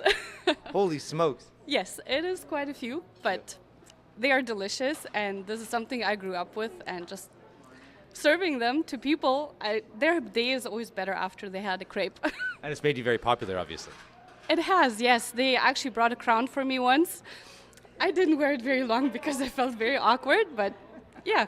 And how long have you been volunteering here for? Probably over 5 years in total. I started with watching kids or doing childcare here, and I ended up in the kitchen, and I just love volunteering in the kitchen, just being together with all the ladies, just having relationships, and also talking to everyone that comes here, just the people that we serve. Why is it important for you to volunteer?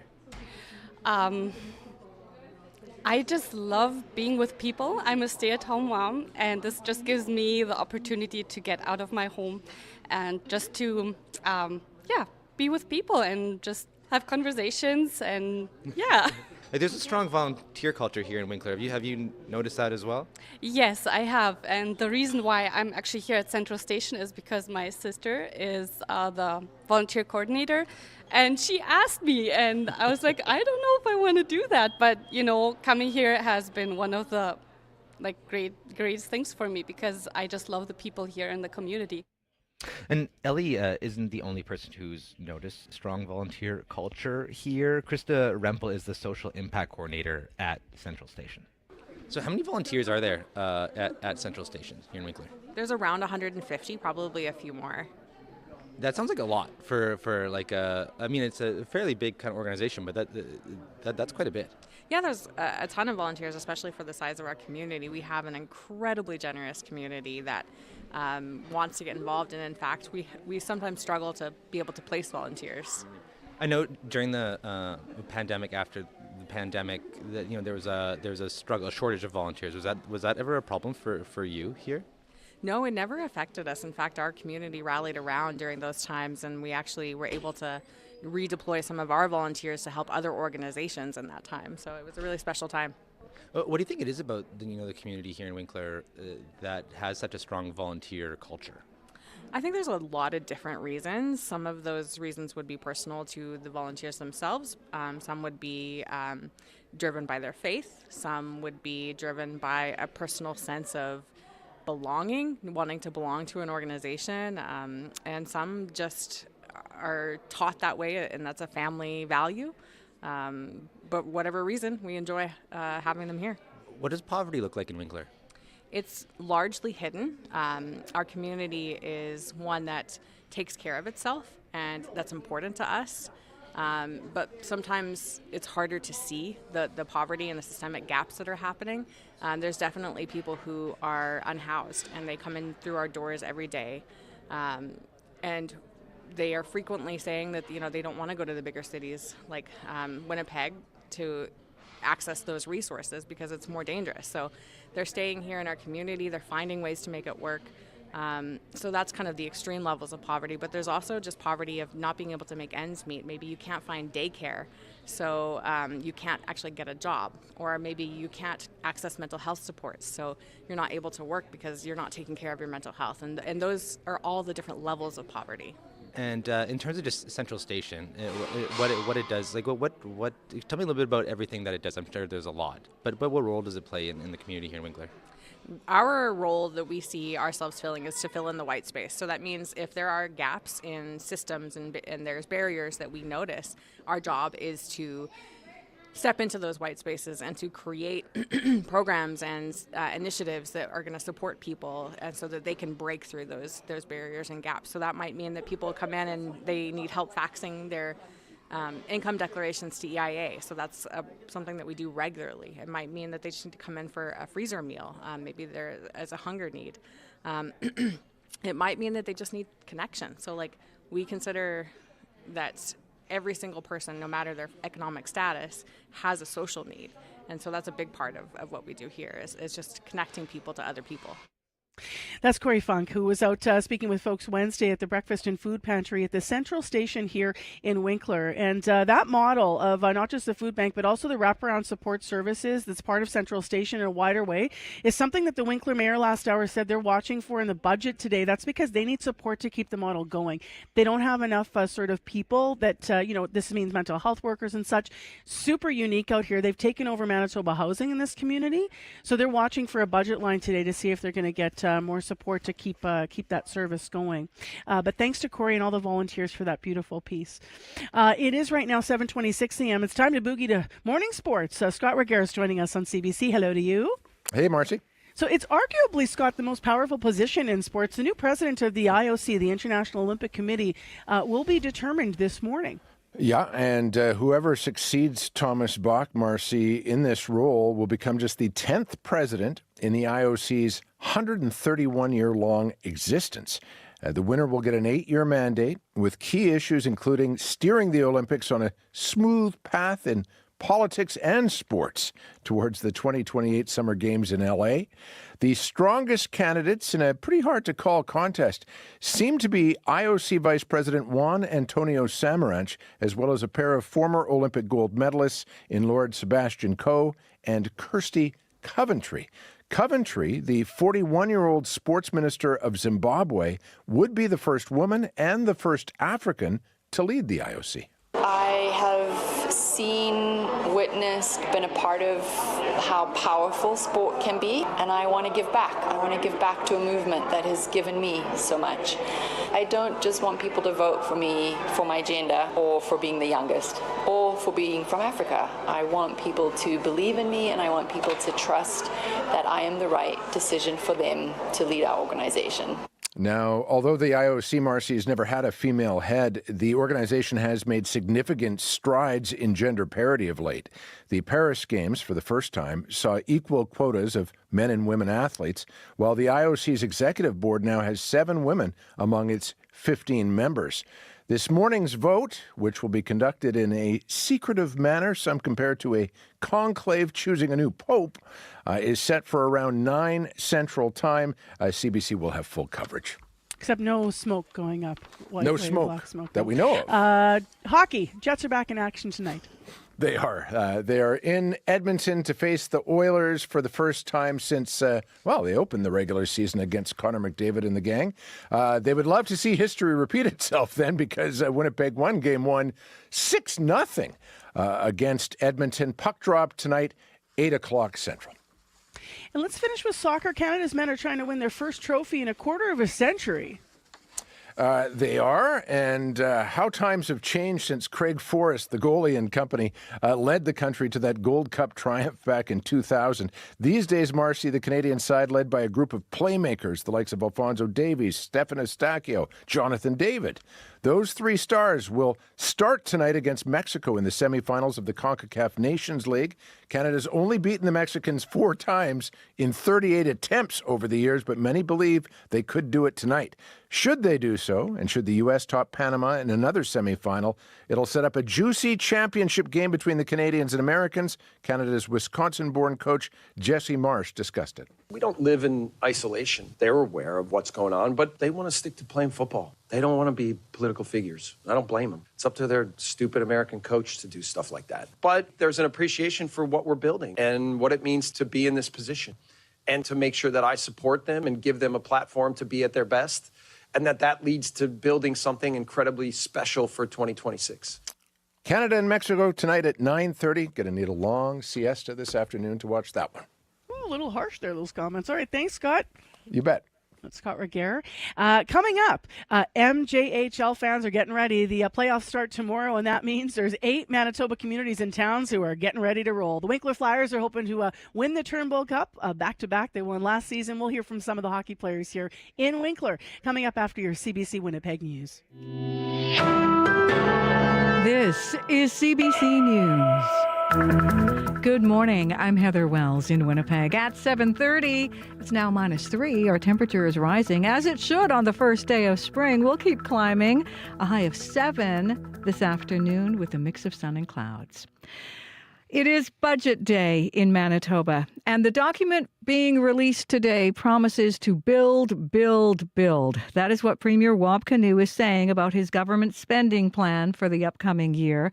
CBC's Ian Fraze reports. This week, Premier Wab Kinew says there's one tried and true way to protect jobs: by building.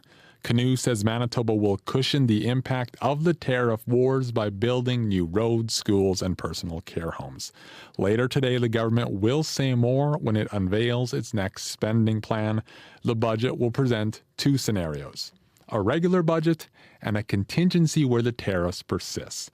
If this economic uncertainty continues, the NDP government may have trouble achieving its goals, like balancing the budget by 2027.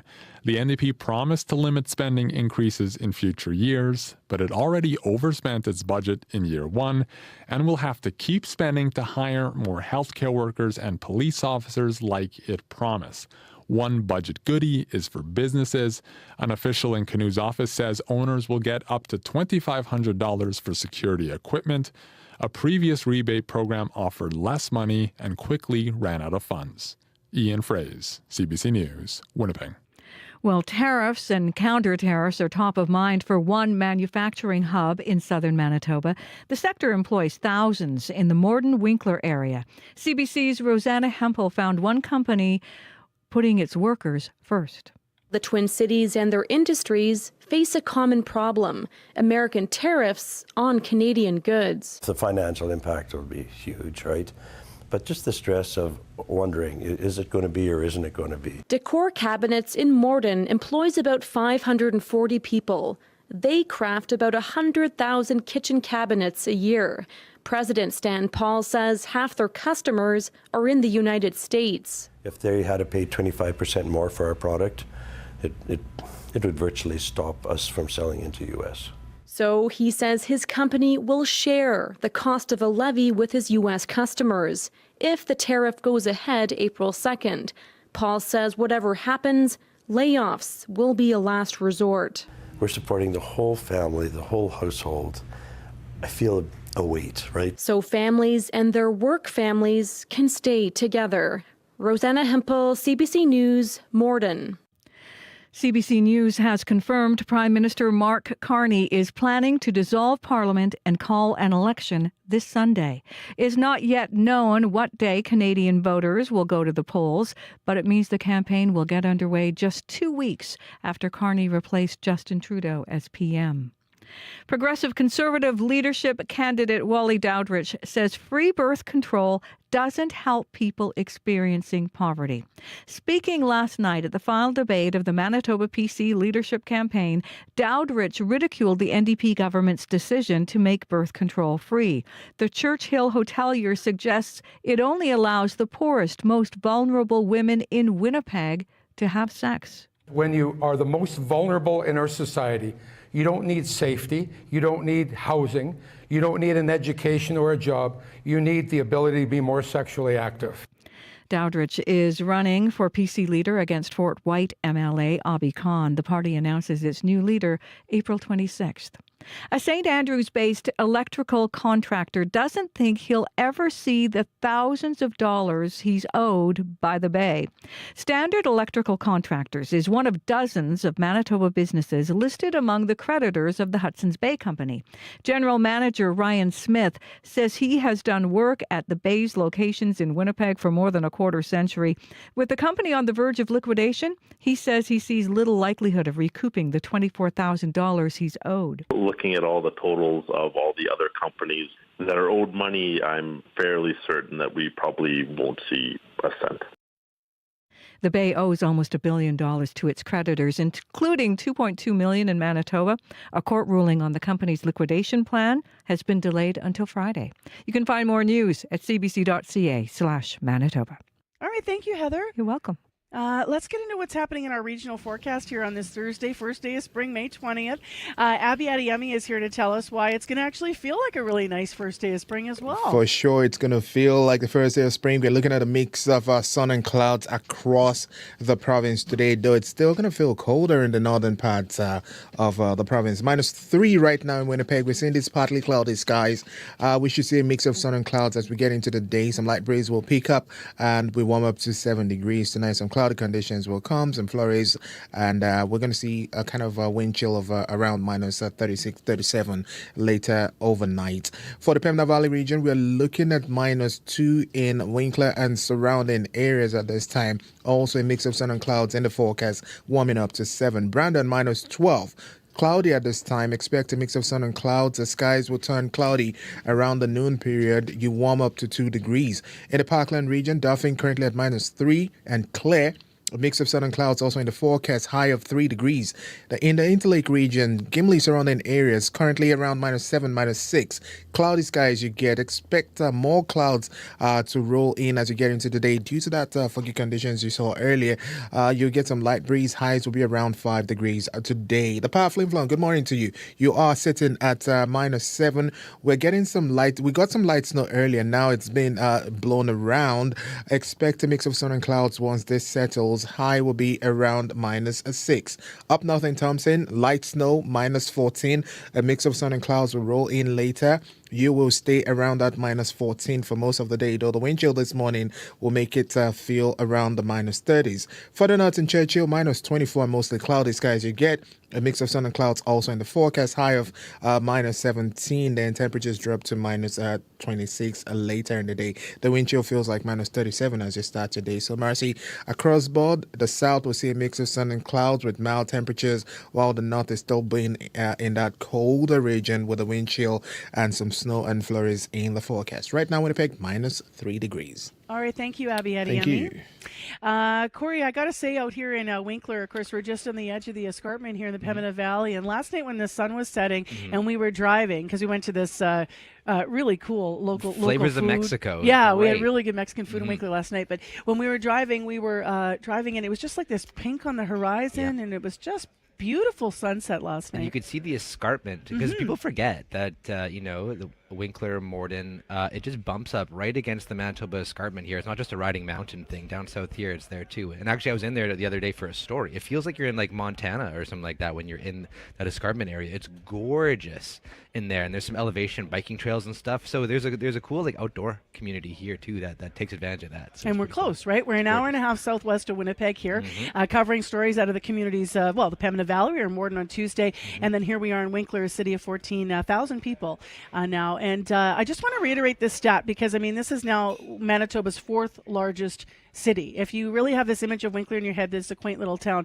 You haven't been here in a while. It's really grown, and it's had steady growth over years. Anyway, you are here to talk about the commute. Yes, so far very quiet commute overall. Haven't heard of any major issues, but if you do see something going on, if you're walking, biking, driving, give me a call. I'll let folks know what you're seeing out there. That number, 204-788-3093.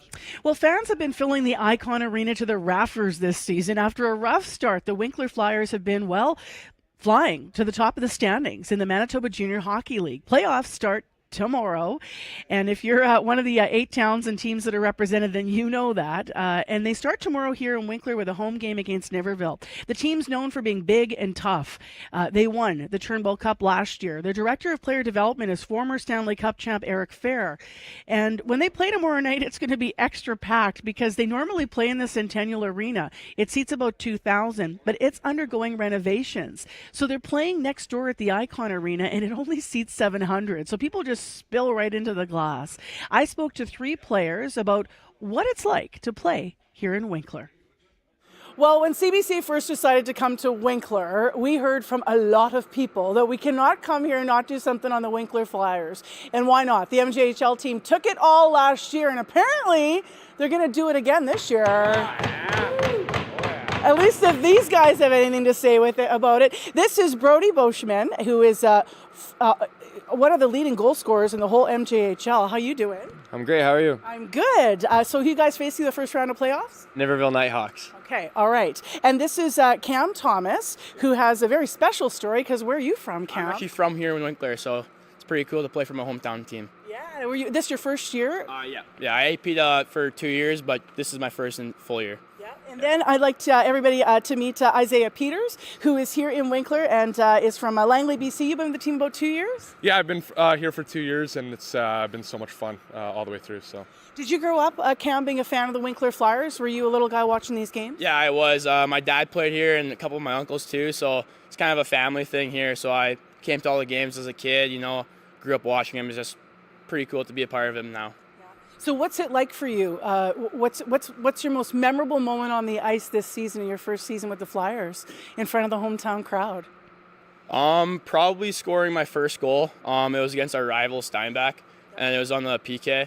So it was pretty cool. The crowd was really into it, so it was pretty cool to see for the first time for myself firsthand. So it was pretty cool. And who are you as a goal scorer? Like, did you give it to, No. Did you slide down, or were you understated? I'm not much of a cellier. I kind of just do a hands up type of thing, so not much for a celly, but. I bet your family was celebrating. I'm pretty sure. Yeah, probably my mom was probably celebrating more than I was. So. Isaiah, how's Manitoba been for you? What's it been like? You came from BC. You were telling me that the town you're from originally is probably 300,000 people, I think you said, and you're in a small town here in the prairies. What's it been like playing in Winkler? Yeah, it's been a big change for me coming from Langley, which is just a lot different, a lot bigger, and kind of close to the city and stuff. But coming here to Winkler, it's been awesome being a part of this community. Everyone's been so welcoming here in Winkler for me, moving away for the first time and stuff, and it's just been awesome and really cool to be a part of. How do you feel the love of hockey in Winkler? Because most people in Manitoba know the Winkler Flyers. So I'm wondering, when you come to town, was it apparent right away that, I'm part of something special? Yeah, for sure. I mean, the culture that's been built here in Winkler has been with the Flyers organization has been really special. And right when I got here, I knew last year that we had something going for us, and ultimately winning the championship, I think, just defines our culture here in Winkler. In terms of how the community's taking you in, do you have an example of that? They feeding you well, or how are people taking you in? Oh yeah, well, I'm a Mennonite boy, so I'm kind of used to a lot of the Mennonite foods and stuff here in Winkler, which has been cool. But even just everyone around town, just coming up to me, saying hello, introducing themselves, and getting to know a lot of people throughout the town has been really cool. And everyone's just so nice here, and like I said, just really welcoming. I don't think of farmer sausage in Chilcha when I think of Langley, BC. Yeah, I know it's a lot different out there, but I'm kind of used to it just with my family and stuff. So yeah. Brody, you're from Manitoba, but you're actually from Ildefshane, right? Yeah, I am. Yeah. So do you get lots of family and friends at the games out here as well? Yeah. If we're playing in a closer team like Steinbach or Niverville, a lot of my family will come. Even sometimes they'll make the trip out to Winkler here. Yep. What's it been like for you to play with the Flyers? You just passed a milestone on Friday night, I think, last week. Yeah, it's been awesome. I've played here the last 4 years, and it's been so welcoming every year. Just truly fortunate and thankful I've got to play every year here in Winkler. Everything's been awesome, from the facilities here to the community, my billet family, coaches, staff, everything. It's been awesome. You just passed your 200th game, is that right? Yeah, that's correct. Yep. Did you do any kind of celebrating for that, or with the team? Or? They did a little ceremony here for us. It was a 20-year-olds night, so they gave everyone a little shout out, and then they got me a plaque too, which was cool. So we did a little ceremony here in front of the fans. Okay, everybody lean together here, guys. Okay. What in the heck is 20-year-olds night? It's just a celebration of all the 20 bombs that have played here for multiple years. Just to show the appreciation for guys who spent a lot of their time and effort for the organization. Yeah. Hockey, when you come from a town like this, how soon were you on skates, Count? Oh, probably 2 or 3. As soon as my parents could get me on skates, I was on skates. Yeah. What do you love about the game? It's just, it's kind of different from all the other sports, it's such a team game, mistakes happen and your teammates are there to lift you up. It's not the end of the world if you mess up or anything, and it's just so welcoming as a sport to play with your buddies, your friends, and you basically become brothers by the end of it, so it's just awesome. What was your highlight of the year, Isaiah, on the ice? Cam was talking about his first goal scored. How about for you? What's been a big highlight for you this season? Honestly, it just all the moments come together as a team. I think we have a really special group, just in terms of our friendship this year and stuff. And I think it's more looking off the ice of some of the things that we've done together as teams and stuff, and just come so close by this time of the year. And Brody, obviously, you've been really near the top of the whole MJHL with goals scored. But do you have a highlight moment for yourself this season? Maybe not this season, but like PD and Cam always say, it's just making memories with your friends every day at the rink's been awesome. But I think just a memory for me and last year was just winning that championship here in front of the fans in Winkler was a special moment. Do you guys have fans that, and I understand you do, that they know you by name, they're waiting for autographs, from kids to adults maybe? I mean, you must have lots of regulars out here. Sometimes we'll warm up out here and the fans will already be here an hour before game time. They'll be giving us fist bumps, calling us by our first names. It's just really cool to see, that they support us so much that all we can do is just try our hardest on the ice for them, and they're happy no matter the outcome. So it's really cool. Do you get that elsewhere? You've had experience. I mean, obviously Canada's got a lot of awesome hockey towns. So I'm just wondering, because you mentioned you played in Saskatchewan before, or what's different here in terms of the fan atmosphere? I think it's really cool, the youth in the community and stuff, and how we're involved with the youth hockey and all of that. So tell me a bit about that, because I forgot that the Flyers are really involved in the community. Yeah, exactly. So we're always out in the community playing with kids out in minor hockey skates, heading over to elementary schools and kind of doing all those youth events and stuff. It's really cool building connections with those kids, and it's really cool because I was a kid like that way back when, and looking up to the junior hockey players in my town was really I looked up to them as mentors and stuff, and now it's cool to be in those shoes. I always wanted to ask hockey players this question. When you're a fan, you always want to drive the Zamboni. Do you get to drive a Zamboni? Do you ever get on there? I've never driven the Zamboni. That would be my dream, but that's what got me into hockey was the Zamboni. So. Cat? I have not, no, but maybe one day, hopefully. I figured that these guys would be able to just go say, hey, we just want to drive a Zamboni just for a second. I should try. I honestly should try at some point here. So. Well, right now I know you're dreaming about winning another one, winning it all again this year. Good luck in your first round. Thanks for the time. Thank you very much. Thank you so much. Yes, thank you. Thank you. Go Flyers! Go Flyers. Bang that board! Yeah. Winkler Flyers, Brady Boschman, Cam Thomas, and Isaiah Peters. Thanks to Coach Matt Mello and Shane Neufeld for giving us some time on CBC. Appreciate it. And good luck to all the teams who are in the playoffs. They start tomorrow across Manitoba in the MJHL. So these are the towns where people are going to be going hockey crazy. Winkler, Niverville, Dauphin, up in Wayway-Sikapo, and Neepawa, over in Steinbach and Portage, and of course the team representing the Northern Manitoba Blizzard. A spike in excitement comes to Brandon, and CBC will be there. The 2025 U Sports Men's Volleyball National Championship, March 21st to 23rd. Proudly sponsored by CBC and streaming on CBC Gem. Cheer on the best teams in Canada as they battle it out for the big prize. And visit us at the CBC booth Saturday. Visit cbc.ca/Manitoba/community for details. Time right now is 12 minutes to 8 o'clock, and I want to just, we're broadcasting from Winkler, but I want to give a shout out to Morton Collegiate because we're coming there after the show. We're going to be doing a little bit of an interactive in one of the classes, so I'm looking forward to meeting the students today. Still ahead on our broadcast here, though, from Winkler after 8 o'clock. He says 5 to 10% tariffs are one thing, but 25% knocks out his U.S. market. We've heard a bit from the owner of Tech-Type Manufacturing in the news this morning. He joins us live here in Winkler, broadcasting from the Outpost today. today. So we're going to hear more, but we're also going to hear more about the success of Tektite and why they've chosen to build their company here in Winkler, as so many other manufacturers have chosen to do so as well. So stay tuned for that. Also, I just want to mention big thanks to Frank Peters, who has us set up shop here at the Outpost Grill. So we're grateful to be here. There's been people in and out of the restaurant all morning since 6 a.m., so they've got tons of regulars. This place has been a bit of a fixture in this community. It's just on Highway 3 where it turns to Highway 14 at the edge of Winkler, and people are coming in for their coffees and filling the booths here this morning. So it's been around here for some 17 years. So we're grateful we're able to have this as our community studio, as I like to put it, this morning. Well, the time right now is 11 minutes to 8 o'clock on 89.3 FM, 990 AM on YouTube as well this morning. And next on the program, Gene Bowers, Winnipeg's 19th police chief, was sworn in on Monday. On his agenda, a lot of things: reconciliation, building trust, tackling violent crime, and addressing the city's mental health crisis. That is 4 of many of his goals during his team as chief. We are waiting to connect with Chief Bowers. We're just having some connection challenges. But I want to read a couple of quotes from his speech because I was rewatching it this morning when he was sworn in. He said, quote, "As chief, I refuse to accept the level of violence that the city is experiencing, and I will ensure a suppression strategy to meet this challenge head on.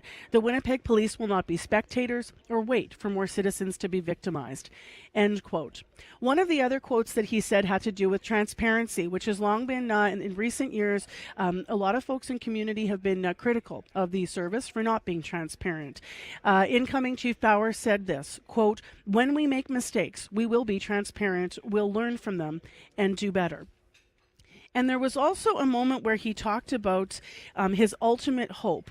Quote, "My ultimate hope is that reconciliation will be woven into the fabric of our service." So those are some of the highlights from Chief Bowers' speech, and I understand he has now successfully connected with us. Good morning. Good morning. Why did you want to be chief of police in Winnipeg? Well, Winnipeg is my home. I've raised 4 sons here.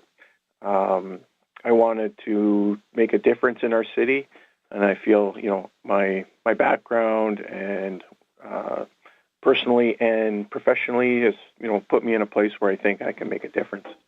I know that when we did a series about what Winnipeg needs in a chief, and Devon Clunas was one of the voices there, former chief of the service. He actually said he's not sure. He said he would want the job today, and that might speak to some of what you said in your speech. I just quoted you. You said, "I refuse to accept the level of violence the city is experiencing," and then you went on to explain. What do you see as your greatest challenge in a list of things that you have outlined as your goals? Well, definitely, there's many challenges. I guess the greatest challenge is getting our plan in place to address violent crime and getting back into the community where we can make a difference and working with the community. Again, we can't do this alone as a police service. We need our partners. We're going to be stronger together. And I think for real change to happen on the streets, we need to partner. And that's my background is partnerships. And I'm hopeful that we'll make some positive change here. I'm not looking for you to say anything negative about the previous chief at all, but you did just say we're looking to get back out into the community again. And I'm wondering how you see that. Is that police back in schools? Is that really direct, real relationships back with community? Where do you think that the greatest work, what has been lost? Well, I think that we do have relationships and partnerships still. It's that we're in the position lately with the calls for service are so high that our members are just chasing call to call to call. And, back when I was working in General Patrol, we could get to clear the queue. And then we could do, that proactive work, meeting with the community. I mean, I would stop in at schools and play floor hockey with the kids and stuff. And those are some of the most rewarding parts of police work. But unfortunately, our members are so busy chasing, going call to call. They can't do that work. And that's why most of us become police officers, is to engage with the community and help the community. I want to ask you a little bit about mental health, because that's also been one of the challenges that some community members have said. We've had a couple of cases where people have actually died at the hands of police in different incidents, and they respond to well-being calls.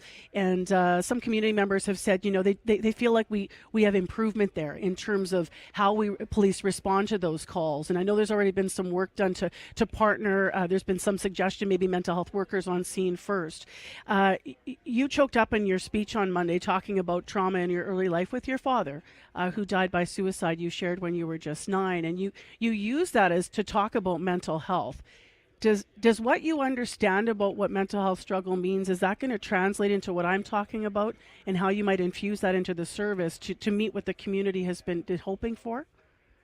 Yes, I do see, mental health clinicians that they're trained in that field, professionally trained. I mean, we do receive training as well, but really, as police, what we do is we take them, as someone who needs help, we take them to the hospital to get that. So, I believe, there's a time and place for where police are needed, but for the most part, I think the clinicians are the people that should be meeting with someone who's suffering, who is in mental health crisis, so they can give them that professional help. I look back at my own circumstance and wonder what would have transpired if there was availability for a mental health worker to talk to my father. So back in 1975, and I'm aging myself here a little bit, there wasn't a lot out there for mental health as it was. So I think there's still improvements to be made. This is something that I know that you're doing, obviously, around reconciliation, obviously trying to build, with Indigenous communities. To quote, you said, heal past wounds.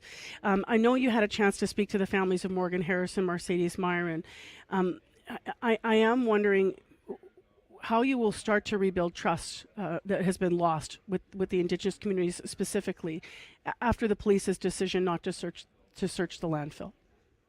Yeah, just to clarify, I've only met with one of the families, the Myron family, so I'm still scheduled to meet the other families. Reconciliation and moving forward, there's been many, the AJI, the MMIW calls to justice, the TRC calls to action, and the United Nations Declaration on the Rights of Indigenous Peoples. All those are a framework for moving ahead. A lot of this, we just have to look into these recommendations. The AJI has laid it out very, very well about what we need to do to make relationships better. Building respectful working relationships, knowing and understanding the people that we are serving, and inclusion of Indigenous people within our ranks, within all of our ranks. Those types of things have been laid out in many of these different reports. So I'm going to take those and move forward with many of them. I've already implemented a number of the calls to justice from the MMIWG with our coordinated missing persons response unit. So I am looking to continue on that path. Just last, Chief Bowers, I do want to ask you something quite direct. I mean, Indigenous advocate Sheila North, who's part of your circle, said that she feels you need to personally connect with families, which you're doing, you said. But she also says that you need to apologize on behalf of the Winnipeg Police for that decision not to search the landfill. We did see apology from some in the province already. The interim leader of the PC party, for example, apologizing politically. I'm wondering whether or not that is something that you are going to do or will commit to considering at least. I wonder what your response is to that today live on CBC. So I would just, out of respect to the families, I want to meet with each family first and speak to them and talk with them about this issue before I say anything publicly. I will be saying something publicly, but once I've spoke with each family. Thank you very, very much, and congratulations on your new job as Chief of the Winnipeg Police Service. Appreciate having you give us all this time today. Thank you so much. That's Winnipeg Police Service new chief, Jean Bowers. Heather? It's budget day in Manitoba. The NDP government expected to include help for businesses and new spending to create infrastructure jobs. Cushioning the impact of tariff wars is what the Premier is hoping to see. We'll hear more coming up at 8:30. Thank you, Heather. 7 degrees is our high in Winnipeg. World Report's next. We're live in Winnipeg. 5 perceptive panelists, 5 blockbuster books, 4 days of smart and sassy deliberation and debate, but there can only be one winner. The best book to change the narrative. Hi, I'm Ali Hassan, and I'm hosting Canada's favorite book battle, Canada Reads 2025. One book to change the narrative. All this week on CBC Radio, TV, the Listen app, and CBC Gem. For more, go to cbcbooks.ca. The CBC News is next. Coming up in half an hour, it's The Current with Matt Galloway. Ontario is no longer doing business with Elon Musk's Starlink, cancelling its $100 million contract in light of tariff threats. Where does that leave people in rural parts of Canada who need internet access? The push for Canadian alternatives coming up on The Current. This is World Report. Good morning. I'm Marcia Young. CBC News has confirmed Prime Minister Mark Carney intends to dissolve Parliament and call an election this Sunday. Let's bring in Janice McGregor from our Parliamentary Bureau. And Janice, what is the strategy behind calling an election on Sunday? Marcia, the signs of this spring election have been everywhere. The call that we now anticipate this Sunday is just making things official. The strategy for the new Prime Minister here is to go now. Mark Carney wants to go before the House returns from prorogation next week and the opposition gets the satisfaction of defeating the Liberals on a confidence vote. Public opinion polls are now swinging significantly. Big decisions about Canada's future are at hand. A Prime Minister has a stronger hand to make those calls when he's armed with a fresh mandate from voters. 2 big questions remain here. The precise length of this campaign, will it be 5 or 6 weeks with a vote on April 28th or May 5th? We'll see. And where will election rookie Mark Carney run? He's been asked multiple times, but he hasn't said. What are the leaders doing today? Carney's in Edmonton this morning, where he grew up, where he kicked off his leadership campaign. He'll be meeting with Alberta Premier Danielle Smith, making a housing announcement, and no doubt face more questions about whether he's going to run in an Edmonton riding, just like his father did when he was an unsuccessful Liberal candidate in 1980. Pierre Poilievre is up in the Saguenay region of Quebec, meeting reporters this morning in Jonquière, a riding held by the Bloc at the moment, but shaping up to be a battleground seat in a province that may be the most unpredictable and volatile in this campaign. And Jagmeet Singh is in Hamilton this morning, showing his solidarity with the steelworkers on the front lines of Trump's trade war and bolstering New Democrat fortunes in a part of Ontario that's often a 3-way electoral battleground. Game on, Marcia. Thanks, Janice. You're welcome. Janice McGregor reporting from our Parliamentary Bureau. Canada is entering a trade war with China. As of today, Beijing is retaliating against tariffs imposed on Chinese-made electric vehicles and steel and aluminum products. And Beijing is slapping a 100% tariff on Canadian canola and peas and a 25% duty on seafood and pork. The CBC's Heather Gillis has more on how it's all affecting Canada's seafood sector. How could this possibly be happening? But it's happening. Newfoundland and Labrador seafood processor Paul Grant is bracing for stormy seas. A double whammy is on the horizon. A 25% Chinese tariff on Canadian seafood exports is in effect, and a 25% tariff from Canada's largest buyer, the United States, is expected on April 2nd. We're in a very difficult situation. Statistics Canada says last year, Canada exported $1.1 billion worth of seafood to China, making it the country's second largest market, making up almost 20% of Canada's seafood exports.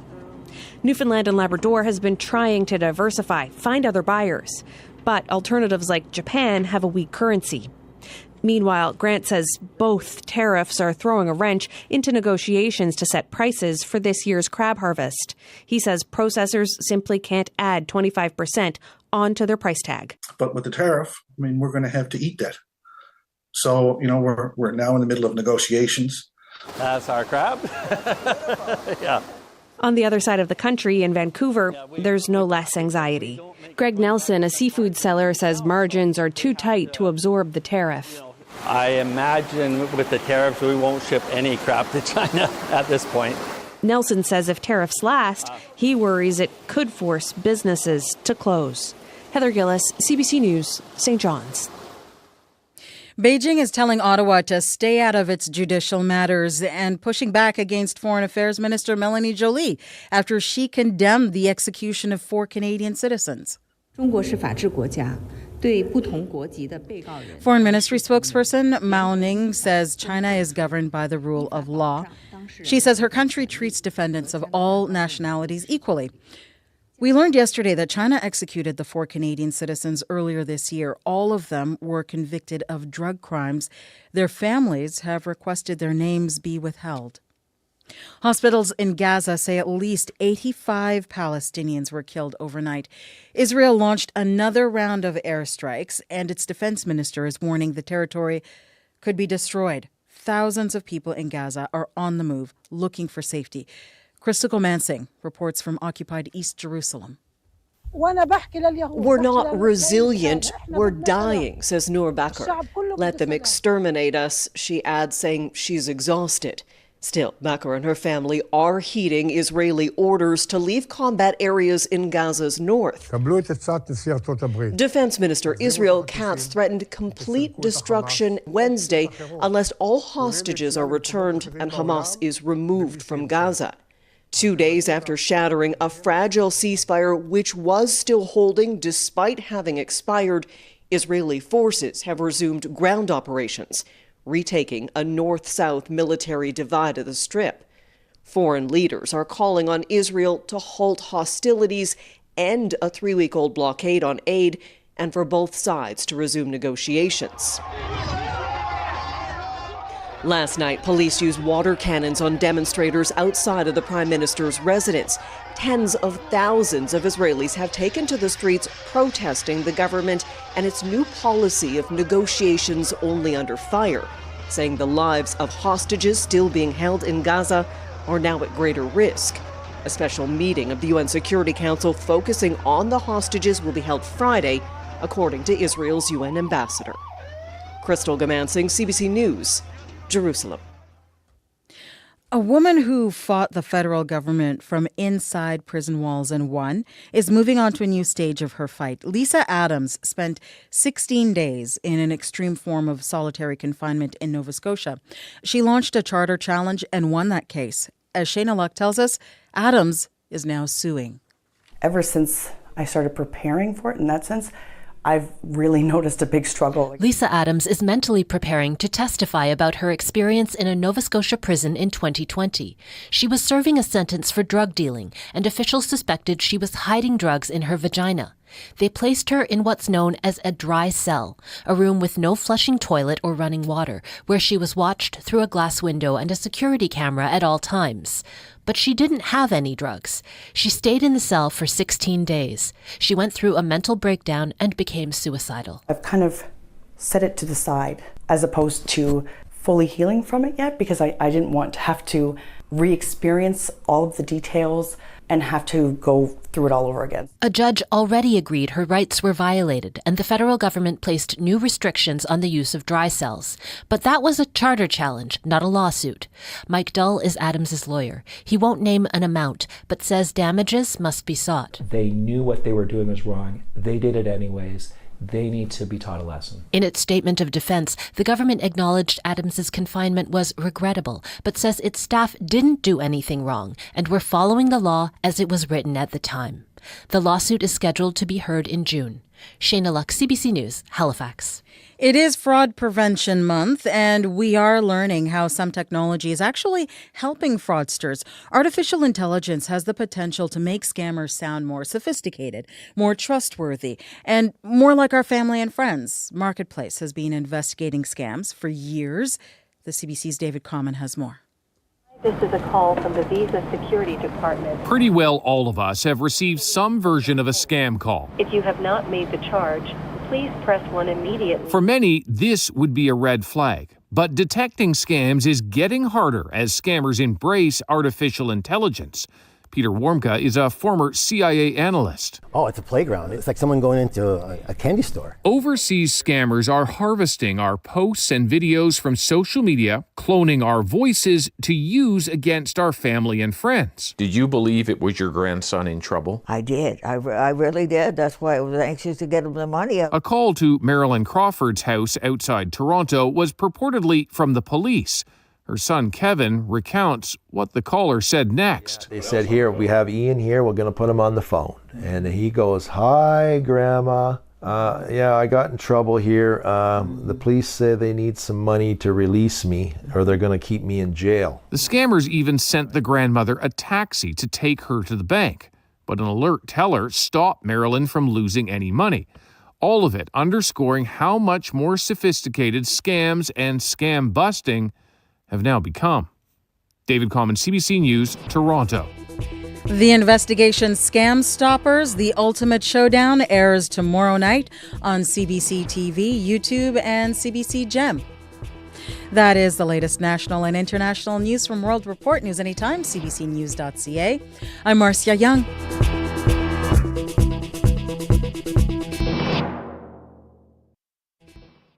This is just a little ditty that is coming from my brain right now.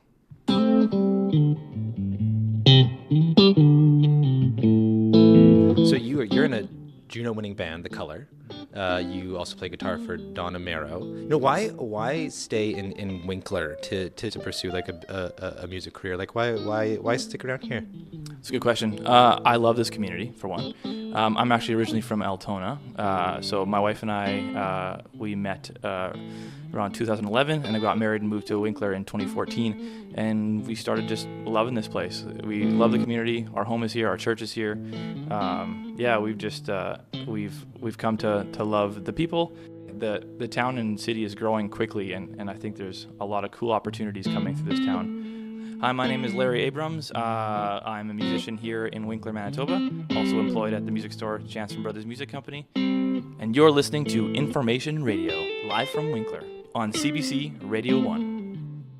Wow, hey, listen to him playing. Like, just no problem, just a little ditty I got going on. He did that impromptu when Corey Funk met up with him here in Winkler. We are live at the Outpost Grill, right where Highway 3 meets Highway 14. I'm Marcy Marcusa. This is part of Communities in Focus, our outreach initiative to get out and around Manitoba. And why not come to Winkler? This city of 14,000 has been thriving and growing and is also facing some challenges with that growth. They're looking for some support in the budget today. But this half hour in the program, we're going to be talking to yet another business owner here. There are so many manufacturers here, and a lot of them, of course, are thinking about tariffs. Tariffs, counter tariffs, and a whole lot of stress. We'll check in with a manufacturer. We did that on Tuesday from Morden. This half hour, the same with a business in Winkler. We'll find out about why they chose to do business here and also what they see as their path forward to continue to thrive in these uncertain times. Stay with us. This is CBC.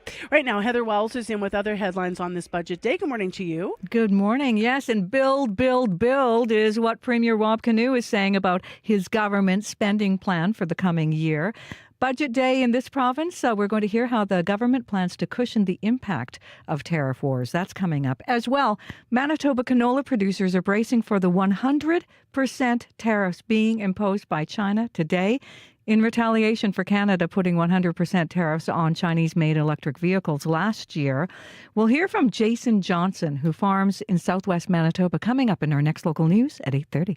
All right, thanks very much, Heather. In the weather forecast on this first day of spring, Abby, the sun came up here. It's really pretty out in Winkler right now. I noticed that the sun is up there. We're also trying to see the sun peek through here in this part of the city. We're expecting a mix of sun and clouds today. Temperatures will range from chilly in the northern part of the province. Then we see milder conditions down south. Looking at conditions in Winnipeg right now, -3 in Winnipeg. It is -1 where you are. Both regions will be warming up to around -7 today. And we'll see some light breeze to just keep things fresh this morning. But for now, it's -3 in Winnipeg and -1 in Winkler. All right. Thanks very much, Abby. Thank you. We do have some traffic developing, and Corey Funk is here with me in Winkler, and he's got updates on a couple of things. Yeah, Keewaydin and Selkirk, the southbound median lane on Keewaydin is blocked by crews repairing a damaged pole from a multi-vehicle collision earlier, so keep right to get around that. Might be some delays. We just got an update now that has now been cleared.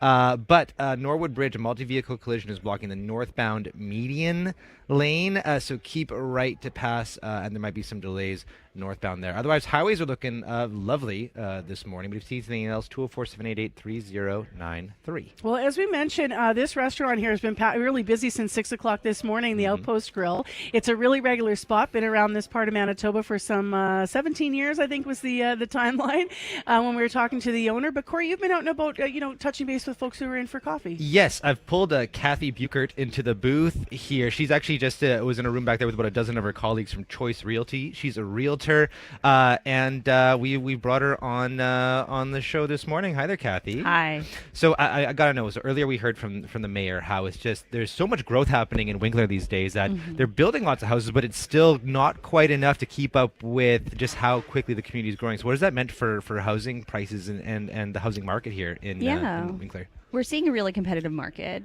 And what that means is multiple offers on most listings, which has been tough for people, especially first-time home buyers, to get into the market. Right, and is that a new thing, or has that just been in the last couple of years? Yeah, the last few years it's certainly picked up. I've only been a realtor for 2 years now, so as long as I've been in the market, it has been the ongoing trend. Wow. And in terms of like a house prices here, I know you're probably not totally aware like what house prices are in Winnipeg. Let's say like a 2-bedroom detached like a single family home. What would that kind of go for on average here in Winkler? For new construction, 2-bedroom, 1-bath, unfinished basement, double car garage, around $420 is what we would see. Okay, not bad. And just in general, I just want to know, what do you love about living in Winkler? It's a really special community, and you really see that at times where there's been trouble or we've had overland flooding in the past, and people just show up from out of nowhere and they're sandbagging all night long, and you'll have a youth group that comes out and makes sandwiches for everybody, and it's so unique. There's always a neighbor to help. Yeah, it's a theme we've heard like over the last week here, Winkler, Mort, in the whole area. People just stepping up for each other in times of need, and just in general. So good. Yeah. Well, Kathy, thanks for joining us this morning, Yeah, and my it's pleasure. been a pleasure to have you on. Enjoy your breakfast. Thank you. That is Kathy Buchert. She is a realtor at Choice Realty.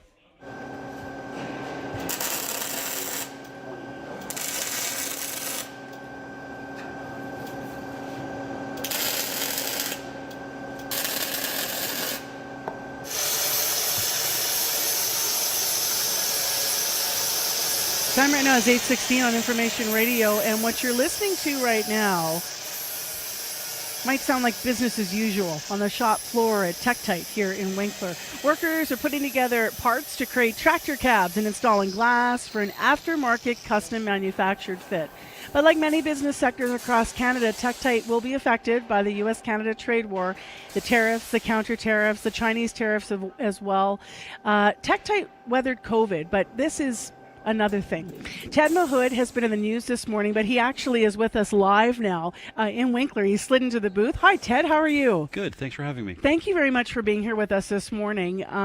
So I described some of what you make, but tell us a bit more about Tektite and these custom tractor cabs. Well, it's a real niche market because many tractors come with their own cabs already installed at the factory.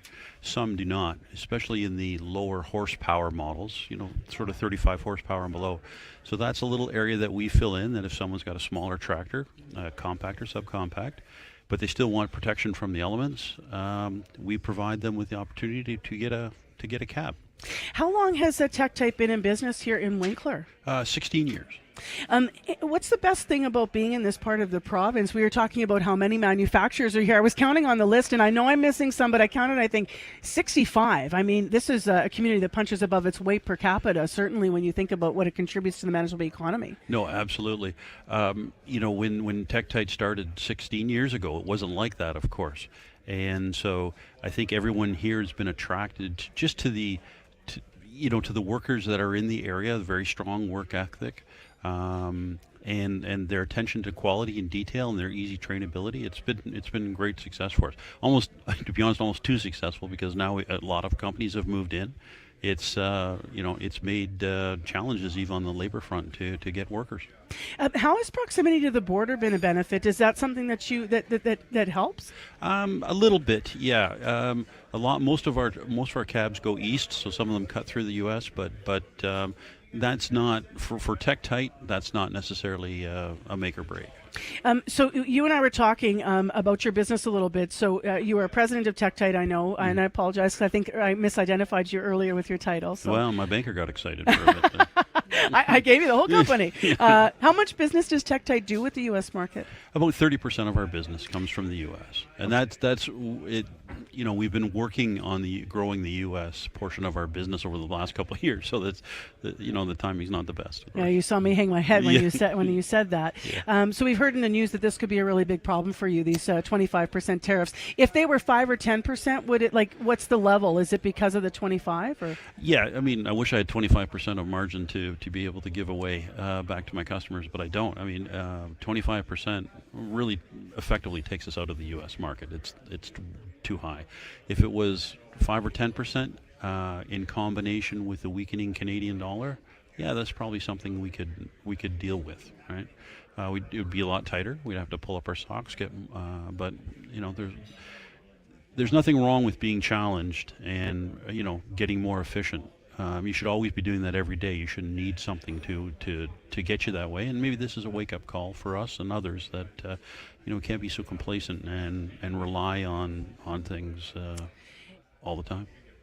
Your steel already comes from Canada, you were sharing. So was that always the way, or was it a shift because of the 2018 Trump tariffs on steel? I'm curious. No, it's always been that way. Okay. Yeah. But some of the glass comes from the U.S. maybe for the cabs? Almost all of it comes from the U.S. It's basically, we use similar glass to what they use for automotive. So we just kind of bring from the automotive glass industry, which is typically in the Ohio area. What are you doing for looking for other markets then for that? There are some suppliers in Ontario and out west. So yeah, we're hoping that because it's sort of an auto-based glass, it won't get caught up in any Canadian tariffs. I don't think Canada's going to be putting tariffs on automotive parts. I would hope not. So we're hoping that it won't get caught up. But again, we're always looking to find additional sources. Just in case, again, that's something that COVID taught us, that you can't rely on your existing supply chain. You've got to constantly be looking. I ask about markets and supply chains, but what about people? And I actually regret that I haven't asked this in every interview, because I know for you're a bit of a smaller manufacturer here in Winkler, at least at 25 employees on site. But what questions do they have about all this? I mean, all these uncertainty, it takes its toll. Oh, absolutely, and that's. And that's the toughest part in all of this is the people. They've got bills to pay. They need the jobs, and we're doing whatever we can to maintain that and to keep them employed. Every day is different because every announcement from the U.S. is different. So every day we look at our schedule and we balance and rebalance. Right now, of course, with the tariffs off into the U.S., we're trying to get as many U.S. units as we can out the door until Yeah, because April 1st is coming up quickly. It is. Right. How tricky is it to even talk about this? I mean, some manufacturers, just full disclosure here, a lot of them talk to us off record, but just too nervous to go on air. And that was across Winnipeg when we were planning shows. It's certainly been across, the Pembina Valley here. It's just so tentative, as you said. And then you have these relationships with the U.S. partners. And it's hard because even people feel like they're being patriotic and supporting only Canadian products. Right. But you have to maintain these relationships. We've had free trade for so long. Well, exactly. I mean, you hope that if it does go to 25%, it's only temporary. You hope, and that's the problem. It's hope. So you want to maintain those U.S. relationships so that when it does come back to normal, if it comes back to normal, they're still there for you, and you still have a foot in that market. It would be terrible to come completely out of a market and then have to go back in and reestablish yourself. That'd be very expensive. You watching the budget today provincially for anything? Because there's some things the province might offer to businesses to try to offset all this. Yeah, a company like ours, especially when it's so small, I mean, there's only so much you can control. And so you focus on the things you can control. I rely on our local representatives, including whether it's Winkler or now the province, to kind of look after our interests. And then they have to represent our interests in Ottawa, and I appreciate that in Ottawa they've got a lot of interests to balance, right? It's not just manufacturers this is affecting, it's farmers, it's fishermen, it's the energy industry. So you kind of trust the process, and you hope that the provincial government will come through with some sort of support for those that are adversely affected by this. Thank you very much for being with us. I'm going to encourage everybody to call your business and to get put on hold, Ted, because Ted has the funniest thing when you're on hold. I love it. Okay. I'm going to leave that for hanging there for people. Okay. We appreciate having you here. Ted, all the best with the business in the future. Thank you. That's Ted Mahood, president of Tactite here in Winkler, 8:24 a.m. And it's just a bit of a cheeky message to encourage people to stay on hold. I just thought it was really smart when we were reaching out to businesses. There is a spirit here of positivity, of volunteerism, of getting things done, of business success. And so we are broadcasting live from Winkler in the Pembina Valley. Thank you so much for tuning in. I'm Marcy Marcusa. We're live at Outpost Grill here on Highway 3 at the junction of Highway 3 and 14, just outside of town, right in the edge of town. Sun coming up over Winkler, as mentioned. Abby was saying the temperatures here -1 in Winkler. It's in Winnipeg, -3 right now. But both of our cities are heading to a high of 7 degrees. Well, we can't resist playing a little bit more music off the top of the hour here at 8 o'clock. You heard Corey just accidentally bumped into a Juno Award winner that is part of a group called The Color, and he is now, in Winkler. And so we thought that we would play a little bit more because they've somewhat put Winkler on the map, this Juno Award-winning band, The Color. We heard from Larry Abrams, the guitarist, and they haven't only won one Juno, they've won more than one. So they took home their first one in 2018 for their album First Day of My Life. It won Contemporary Christian Gospel Album of the Year. And then again in 2022, they picked up a Juno for No Greater Love. Here's The Color with No Greater Love on CBC. I've been a fool, but you never leave me. I've been ashamed, so far from you, but you always find me. So high, so deep, is your heart for me? There's no greater love than the love that you show me, and nobody knows me the way that you know me. Farther than all I can see, wider than I'll ever reach. There's no greater love than the love that you show, love that you show, love that you show me.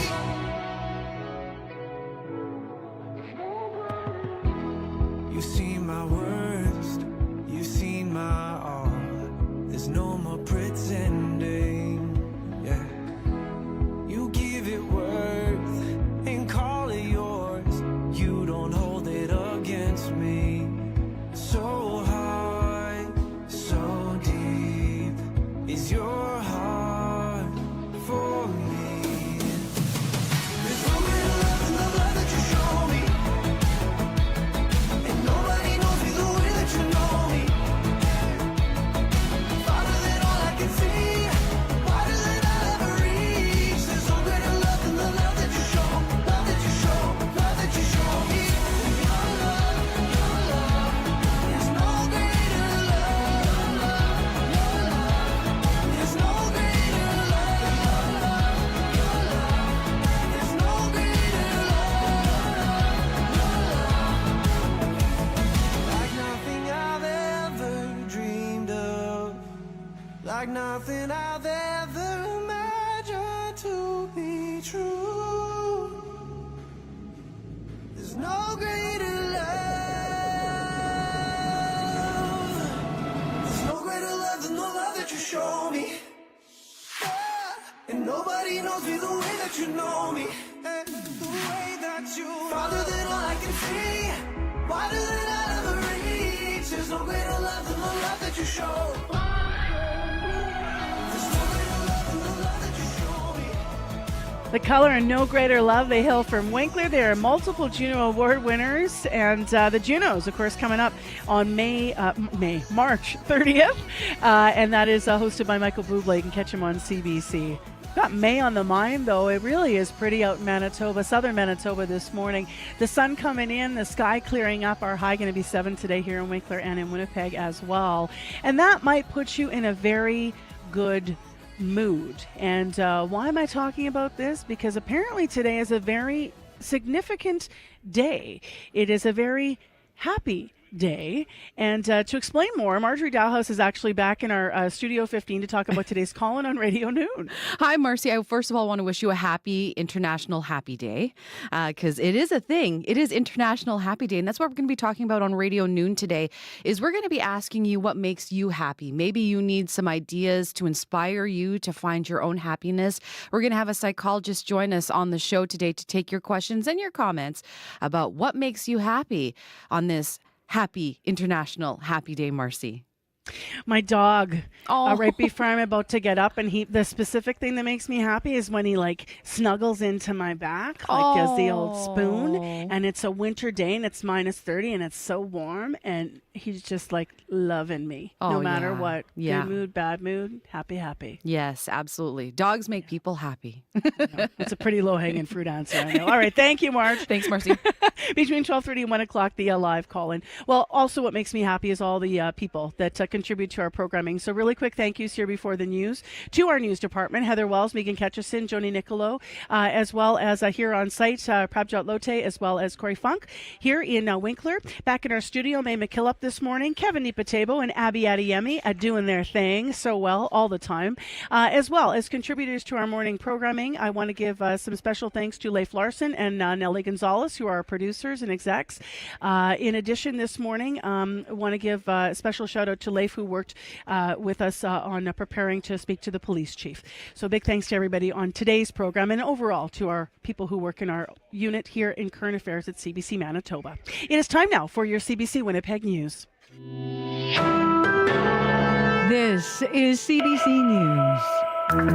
Good morning. I'm Heather Wells in Winnipeg. At 8:30, it is -3. The sun is shining. It's the first day of spring, and our temperature is going to climb up to 7 this afternoon. Enjoy this spring-like feeling, because we'll chill out overnight tonight, colder tomorrow.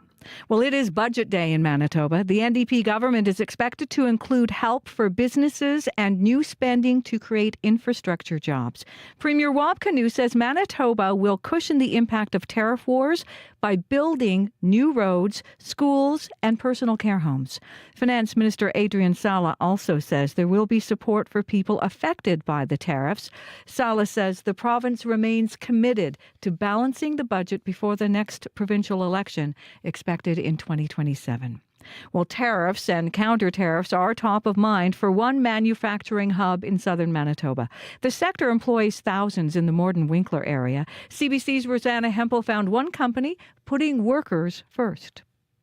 The Twin Cities and their industries face a common problem: American tariffs on Canadian goods. The financial impact will be huge, right? But just the stress of wondering, is it going to be or isn't it going to be? Decor Cabinets in Morden employs about 540 people. They craft about 100,000 kitchen cabinets a year. President Stan Paul says half their customers are in the United States. If they had to pay 25% more for our product, it would virtually stop us from selling into the U.S. So he says his company will share the cost of a levy with his U.S. customers if the tariff goes ahead April 2nd. Paul says whatever happens, layoffs will be a last resort. We're supporting the whole family, the whole household. I feel a weight, right? So families and their work families can stay together. Rosanna Hempel, CBC News, Morden. A Manitoba canola farmer says he's going to be hit hard by tariffs put in place by China today. They're in response to Canada putting 100% tariffs on Chinese-made electric vehicles following a similar move by the U.S. Jason Johnson farms in southwest Manitoba. He estimates the tariffs will cost him $80,000. And he wants Canada to go to China and say we were wrong to impose the tariffs, even if it prompts U.S. President Donald Trump to react. Good. I want Donald Trump to react. I mean, this is just another card in our hand. You know, we can, for us to say, you don't control us. Johnson wants to hear more from federal government about help for producers. CBC News has confirmed Prime Minister Mark Carney will dissolve Parliament and call a federal election this coming Sunday. We don't yet know what day Canadians will cast their ballots, but we do know the campaign period must be at least 37 days and no more than 51. It means the race will officially get underway just 2 weeks after Carney replaced Justin Trudeau as Prime Minister.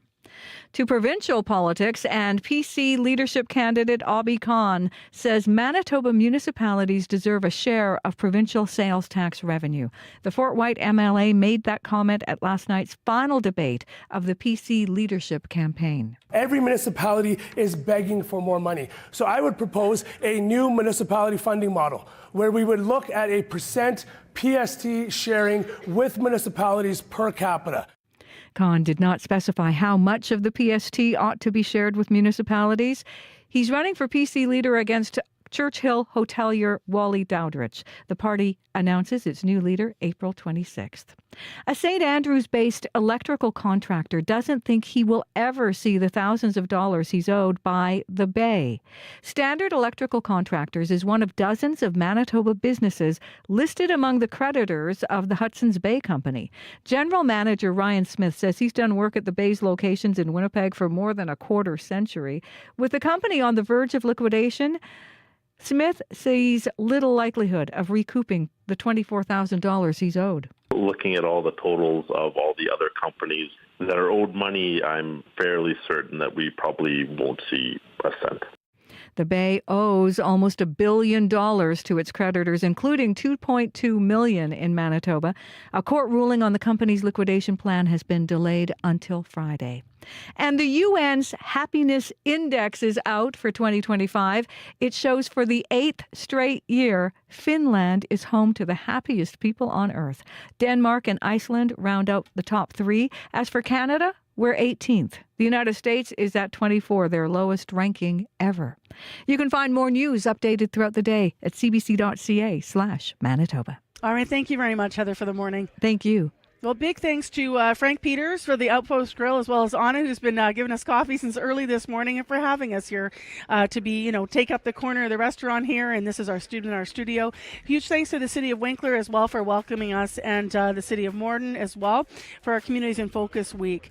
If you think we should come to your community or city, reach out to CBC and let us know. Remember, it's budget day. We'll have full coverage a little bit later on the program once the budget actually drops this afternoon. With a last look at your traffic situation, Corey's got one thing to mention here. Yes, we're looking at Norwood Bridge. There was a collision there, but that has now been cleared, so it should be smooth sailing now on Norwood Bridge. All right, and Abby. Western Manitoba, the Parkland, the Interlake region will be warming up to around 5 degrees today. Winnipeg, Winkler, you're going to be warming up to 7 degrees. Up north, we're going to see warming up to minus 14s and minus 17s. But tomorrow, sunshine on the way. All right. Thanks, everyone. Thank you, Abby. Morden Collegiate, we are coming for you. We're going to be doing a bit of a class there today. I'm looking forward to meeting all the students and hearing more about why you love the Pembina Valley. And thank you very much for listening, everyone, this morning, wherever you were tuning in across Manitoba. I'm Marcy Marcusa, and coming up next, it's The Current on CBC. 89.3 FM, 990 AM on that app and on YouTube. We are back in our Winnipeg studio tomorrow.